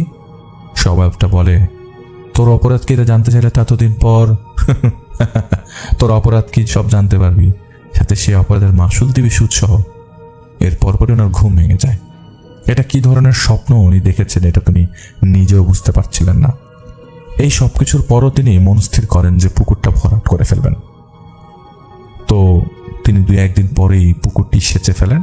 পুকুরটি সেচে ফেলার পর তিনি আরো হতভাগ হয়ে যান। তিনি যেমন মাছ আশা করেছিলেন তার 1 ভাগ পাননি। এত কম মাছ পাওয়া একেবারেই অসম্ভব। যেহেতু উনি কয়েক বছর যাবৎ মাছ চাষে জড়িত, উনি পুকুরের যে পরিমাণ মাছ ছেড়েছেন বা দেখেছেন তা এত কম হওয়ার প্রশ্নই আসে না। তো তালেব মুন্সির এখন এর চেয়ে হৃদয় বিদারক ঘটনার সাক্ষী হওয়ার বাকি ছিল। তালেব মুন্সির একটা ছোট ছেলে ছিল। প্রথমে যে সুমন ভাইয়ের কথা বলেছিলাম তারই বড় ভাই। সে সময় সুমন ভাই ছিলেন না। ওনার বড় ভাইয়ের বয়স ছিল তখন 4-5 বছর, এবং এই ছেলেটা সবচেয়ে অনেক চঞ্চল ছিল। সারাদিন বাড়ির মধ্যে দৌড়াদৌড়িও খেলাধুলা করত। একদিন তালেব মুন্সির স্ত্রী মই দিয়ে চালের থেকে শিম পাড়ছিলেন, তো বাচ্চাটা সেখানেই খেলছিল। কিছুক্ষণ পর ওনার স্ত্রী দেখেন যে ছেলেটা সেখান থেকে পুকুরের দিকে যাচ্ছে। তো ঘটনাটা ছিল পুকুরটা সেচে ফেলার পরের দিন। যেহেতু পুকুরে তেমন পানি ছিল না, তাই বাচ্চাটা সেদিক যাওয়াতে স্ত্রী এতটা পাত্তা দেননি। আর ওই দিক দিয়ে উনিও ওনার কাজে ব্যস্ত হয়ে যান। অনেকক্ষণ পর হঠাৎ ওনার খেয়াল হয় যে ছেলেকে তো দেখা যাচ্ছে না আশপাশে। তখন উনি খুঁজতে থাকে ছেলে কোথায়। অনেকক্ষণ খোঁজাখুঁজির পরেও কোথাও না পেয়ে ওনার খেয়াল হয় তার ছেলে তো পুকুরের দিকে যেতে দেখেছিল। তিনি এক মুহূর্ত দেরি না করে তাৎক্ষণিক পুকুরে গিয়ে দেখে ওনার ছেলে পুকুরের এক পাশে পড়ে আছে। উনি সাথে সাথে ছেলেকে করে নিয়ে ওনারা বুঝতে বাকি রইল না যে ছেলেটা আর বেঁচে নাই। আসলে একটা মার কাছে এর চেয়ে হৃদয় বিদারক দৃশ্য আর কিছু হতে পারে না, যে দূরে দেখছে তার ছেলেটা পড়ে আছে। কাছে যাওয়ার পর তিনি দেখেন ছেলেটার বেঁচে নাই, নিঃশ্বাস নিচ্ছে না। এর থেকে কঠিন বাস্তব আর কিছু হতে পারে না। ওনার বাড়িতে আকাশ ভেঙে পড়ে, ওনার মাথায় আকাশ ভেঙে পড়ে। বাড়িতে শোকের ছায়া নেমে আসে, কান্নাকাটি, চিৎকার, চেঁচামেচি। এটা গ্রামে এটা যখন ওনার সাথে হয়, তো ওই যে গ্রামের মহিলারা যেরকম শোলক ভরে কান্না করে সেভাবে কান্না করতে থাকে। 4-5 বছরের বাচ্চা, এই বাচ্চাটা হঠাৎ করে পুকুরে খেলতে যায় মারা গেল। আর বাচ্চাটাকে যখন গোসল করানো হয় দাফনের আগে, তখন দেখতে পায় তার পিঠে বড় একটা হাতের স্পষ্ট ছাপ পড়ে রয়েছে। পিঠে সজোরে থাপ্পড় দিলে যেমন ঠিক 5 আঙ্গুলের ছাপ পড়ে, ঠিক তেমন একটা ছাপ ছিল। এটা দেখে আর কারো বোঝার বাকি রইল না যে কি ঘটেছে বাচ্চাটার সাথে। আশপাশের মানুষ সহ তালেব মুন্সি একদম বাকরুদ্ধ হয়ে গেছে। তখন আশপাশের মানুষ কেউ মারা গেলে সবাই চলে আসতো দেখার জন্য, ডেড বডিকে দাফন করার জন্য সবাই হাত বাড়িয়ে দিত। মানুষ ভর্তি ওই বাড়িতে। তো তালেব মুন্সি তখন অনুধাবন করতে পারেন স্বপ্নের বিষয়টা। হয়তো স্বপ্নে দেখা কথাগুলো মানলে আজ এই পরিস্থিতিটা দেখা লাগতো না। অবশেষে ছেলেকে তিনি কবরস্থ করেন তাদের এলাকার কবরস্থানে। তালেব মুন্সির তখন হয়তো আরো কিছু দেখার বাকি ছিল। বাচ্চাকে কবরে শোয়ানোর পর সবাই চলে আসে বাড়িতে। বেশ গভীর রাতে হঠাৎ করে জোরে জোরে দরজায় টোকা দেওয়ার শব্দ হতে থাকে। আর বাইরে থেকে মা মা বলে ডাকতে থাকবে কেউ।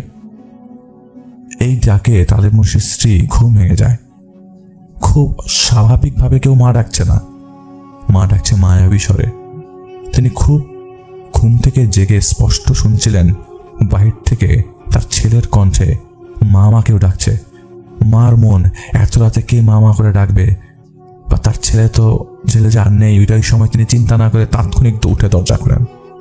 দরজা খুলে দেখেন যে বাইরে কেউ নেই। তিনি হঠাৎ ঠিক দরজার নিচে তাকিয়ে দেখেন কিছু একটা পড়ে আছে। হারিকেনের আলো বাড়িয়ে দিয়ে দেখেন সাদা কাফনে জড়ানো একটা লাশ। এটা দেখে উনি আর নিজেকে কন্ট্রোল করে রাখতে পারেন না। উনি সাথে সাথে চিৎকার করেন, আর ওনার চিৎকারে তালেব মুন্সির ঘুম ভেঙে যায়। উঠে দেখেন ওনার স্ত্রী দরজার সামনে দাঁড়িয়ে চিৎকার করছে, আর কান্না করা অবস্থায় তার ছেলের নাম ধরে রাখছে। তখন তিনি ওনার স্ত্রীকে শান্ত করে জিজ্ঞেস করেন যে কি হয়েছে। তালেব মুন্সি প্রথমে ভেবেছিলেন হয়তো ছেলের জন্য ভেঙে পড়েছেন তাই এমনটা করছে। পরবর্তীতে যখন তিনি ওনার স্ত্রীর থেকে জানেন যে কি হয়েছিল, জানতে পারেন, তখন তিনি নিজেই রাতে কবরস্থানে চলে যান ছেলের কবরটা দেখার জন্য। কবরস্থানে গিয়ে দেখেন কবরের সবকিছু ঠিকঠাক। একের পর এক ঘটনা। অন্যদিকে তার আর্থিক অবস্থা বেশ খারাপের দিকে, যেহেতু মাছ চাষ বন্ধ হয়ে গেছে। সব দিক থেকেই টানাপোড়েন শুরু হয়ে যায়। আর এই দিকে বাড়িতে অস্বাভাবিক ঘটনা যা প্রতিনিয়ত ঘটছে। এই সব কিছু মিলিয়ে তালেব মুন্সি মানসিকভাবে ভেঙে পড়েন। উনি কিছুই মিলাতে পারছিলেন না কেন ওনাদের সাথে এরকম জিনিস ঘটছে।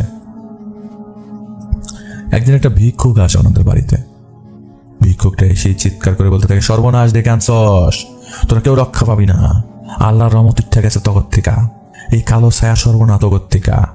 সময় থাকতে প্রাশ্চিত্য কর, নাহলে মরলেও শান্তি পাবি না। তখন তালেব মুন্সি এবং ওনার স্ত্রী দুজনই সেই ভিক্ষুকের কাছে জানতে চায় যে উনি কিভাবে জানেন যে ওনাদের সমস্যা আছে। ভিক্ষুকটা বলে, আমি কিছুই জানি না, তো আমি দেখতেছি সব এনে যা যা হইতেছে, আর এনে কারা কারা আছে। তখন ওনারা ভিক্ষুকের হাতে পায়ে ধরে অনুরোধ করে যে সমস্যাটা কি ওনাদের বলতে, আর এর থেকে বাঁচার একটা ব্যবস্থা করে দিতে। ভিক্ষুকটা ওনাদের হাতে একটা হুজুরের ঠিকানা দেন আর বলে যে দ্রুত সম্ভাবনার সাথে যোগাযোগ করার জন্য। হুজুর হয়তো তাদের কোনোভাবে সাহায্য করতে পারে। এরপর ভিক্ষুকটা চলে যায়। পরের দিনই ওনারা সেই হুজুরের ঠিকানা অনুযায়ী যায় হুজুরের বাড়িতে। হুজুর কিছুক্ষণ পর ওনাদের বাড়িতে ওনাদের সাথে বসেন। তখন ওনারা হুজুরকে সবকিছু খুলে বলেন একদম শুরু থেকে। হুজুর সবকিছু শুনে বলেন ঠিক আছে, আর যেহেতু একটা হৃদয় বিদারক ঘটনাও আছে, ওনার নিজের ছেলে মারা গেছে সেই পুকুরে। হুজুর শুনে বলেন যে ঠিক আছে, সব শুনলাম, আমি এখনই আপনাদের কিছু জানাতে পারবো না। আমি আগে আপনাদের সেখানে সরাসরি গিয়ে দেখব, এরপর হয়তো বিস্তারিত কিছু বলতে পারবো। হুজুর 2-1 দিন পর ওনাদের বাড়িতে আসবেন জানিয়ে ওনাদের সাথে ওনাদের কাছ থেকে বিদায় নেন। তো 3 দিন পর হুজুর আসেন ওনাদের বাড়িতে। হুজুর বাড়িতে প্রবেশ করতেই বলেন, কি অবস্থা করে রাখছেন বাড়িতে, এখানে তো প্রতিটা জায়গায় ওরা আছে। হুজুর প্রথমে পুরো বাড়িটা ভালোভাবে ঘুরে দেখতে থাকেন। হঠাৎ করে হুজুর হাতে একটা মাটির চাকা নিয়ে বাড়ির একটা কর্নারের দিকে ঢিল মারেন। ঢিল মারার পর কিছুক্ষণ অপেক্ষা করে বলেন, কি দেখাস, যা ভাগ এখান থেকে। হুজুর ঢিল মারার সাথে সাথেই কুকুরকে ঢিল মারলে কুকুর যেভাবে চিৎকার করতে থাকে ঠিক তেমন শব্দ শুনতে পান উপস্থিত সবাই। অথচ সেখানে কাউকে দেখা যাচ্ছিল না, কেউ দেখতে পাচ্ছিল না। সবার মধ্যে এখন একটা মনের মধ্যে একটা প্রশান্তি নেমে আসে, হয়তো হুজুর কিছু দেখতে পাচ্ছে যা তারা দেখতে পাচ্ছেন না। তো বাড়ি দেখার পর হুজুর পুকুরটা দেখতে থাকেন এবং এক পর্যায়ে পুকুরের এক পাশে থাকা বাঁশঝাড়টির সামনে যান।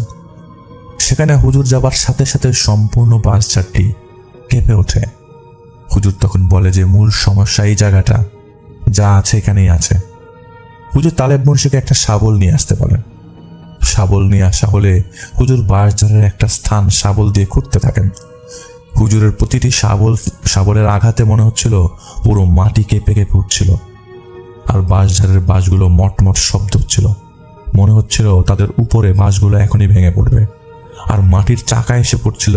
হুজুর বলে যে দাঁড়া, আরেকটু দাঁড়া, টের পাবি। হুজুর প্রায় 1 হাত মাটি করে সেখান থেকে একটা কাচের বোতল তুলে বের করেন। বোতলটা সেখান থেকে তোলার সাথে সাথেই বাঁশঝাড়ের শব্দগুলো বন্ধ হয়ে যায়।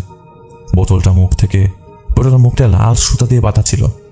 হুজুর তখন বলেন যে আপনার মনে হয় আমাকে সম্পূর্ণ কথা জানান নাই, তাই না? এই বোতলটা দেখতেছেন, এটা দিয়ে আপনাদের এখানে বদমাশগুলোরে পাঠানো হয়েছে। এখন আপনাদের সাথে কারোর সমস্যা না থাকলে তো এই কাজ কেউ করার কথা না। কে এটা করছে তা জানতে আমার বেশি টাইম লাগবে না, কিন্তু আমি আপনার থেকে জানতে চাইতেছি সমস্যাটা কি। গ্রামে কি কারোর সাথে কোনো ঝামেলা ছিল আপনার? কারোর সাথে জমা নিয়ে কোনো সমস্যা? তখন তালেব মুন্সি জানান যে তেমন কারোর সাথে তো কোনো সমস্যা নাই। তো হুজুর জিজ্ঞেস করেন যে এই জমি জমা কি আপনার পৈতৃক সম্পত্তির সূত্রে পেয়েছেন? এগুলো নিয়ে কোনো আত্মীয় স্বজনের সাথে বিরোধ আছে? তখন তালেব মুন্সি বলেন যে বিরোধ বলতে হুজুর, আমার বড় ভাইয়ের থেকে এই পুকুরটা আমি নিয়েছিলাম, কিন্তু ভাইয়ের উপযুক্ত হক দিই নাই। হুজুর তখন বলেন, বুঝছি, সমস্যাটা কোথায়। আজকে আমি যাইতাছি, আপনারা আগামীকাল আমার বাড়িতে আসবেন, কি সমস্যা আগামীকাল জানাবো। এই বলে হুজুর সেখান থেকে চলে যান, সাথে বোতলটাও সাথে নিয়ে যান। পরের দিন তালেব মুন্সি হুজুরের বাড়িতে গেলে হুজুর সবকিছু বিস্তারিত বলেন। হুজুর জানান যে বোতলটা উদ্ধার করা হয়েছে সেটা জাদু করা, কিছু শয়তান এখানে চালান করা হয়েছিল, আর কাজটা করা হয়েছে আপনার বড় ভাইয়ের শ্বশুর বাড়ির দিকের কেউ। যেহেতু আপনি আপনার ভাইয়ের সাথে অন্যায় করেছেন, তাই আপনাকে শিক্ষা দিতে কাজটা করা হতে পারে। আমি তাবিজগুলো নষ্ট করে দিচ্ছি। এখন আপনার করণীয় হলো আপনার ভাইকে খুঁজে বের করে তার প্রাপ্য তাকে বুঝিয়ে দেওয়া। এটা না করলে সমস্যা থেকে কোনোদিন বাঁচতে পারবেন না। সবকিছু শুনে তালেব মুন্সি চলে আসেন, আর সেদিন থেকে তার বড় ভাইকে তিনি খুঁজতে থাকেন। আসলে এতদিন তিনি তার ভাইয়ের কথা মনেই করেননি। তিনি আরো খুশি ছিলেন যে আপদ বিদায় হয়েছে। বেশ কিছুদিন সকলের খোঁজ খবর নিয়ে তিনি তার ভাইয়ের ঠিকানা খুঁজে পান। একদিন তিনি সেই ঠিকানা অনুযায়ী তার ভাইয়ের বাড়িতে গিয়ে ওঠেন। সেখানে গিয়ে তার ভাইকে পান। আসলে এতদিন পর তার বড় ভাই তাকে দেখে নিজের আবেগ ধরে রাখতে পারেননি। তালেব মুন্সিকে দেখে তার ভাই অজরে কান্না শুরু করে দেয়। পরবর্তীতে তালেব মুন্সি তার ভাইকে তার সাথে করা অন্যায়ের জন্য ক্ষমা চায় এবং তার প্রাপ্য তাকে বুঝিয়ে দেওয়ার ওয়াদা করে, এবং তাই করে। তার বড় ভাই আর তার এখানে তাই আর আসে নাই, তবে সেই পুকুরটা তার ভাইয়ের নামই করে দেয়। টুকটাক সমস্যা হচ্ছিল, পরে ধীরে ধীরে সেটাও কমে যায়। কিছুদিন পর তার বড় ভাই ইমরান মুন্সি তার এখানে চলে আসে, আর পুকুরটা ভরাট করে তারা সেখানেই ঘর তোলেন। বর্তমানে এখানে আরও বাড়িঘর হয়েছে আশপাশে। সুমন ভাই সবকিছু পরবর্তীতে ওনার বাবা মা এবং আশপাশের মানুষদের কাছ থেকে শুনেছিল। সুমন ভাইকে অনেক ধন্যবাদ নিজ পরিবারের সাথে ঘটে যাওয়া ঘটনাটি শেয়ার করার জন্য।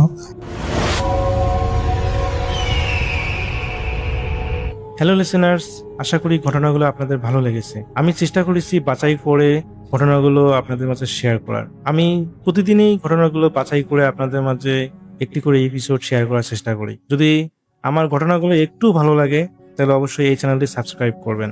আর আপনারা কোথা থেকে এই ঘটনাগুলো শুনতেছেন, যদি আপনাদের ঠিকানাগুলো জানান তাহলে আমি অনেক কৃতজ্ঞ হব। তাহলে আমি বুঝতে পারবো যে আপনারা কোথা থেকে শুনতেছেন। এছাড়াও আপনাদের মাঝে যদি কোনো ঘটনা থেকে থাকে তাহলে অবশ্যই আমাদের ইমেলে দেওয়া ঠিকানায় ঘটনাটা পাঠাবেন। তাহলে নেক্সট এপিসোডে আপনার সেই ঘটনাটা আমরা রাসেল ভাইয়ের মাধ্যমে অথবা আমরা নিজেরা পড়ে শোনাবো।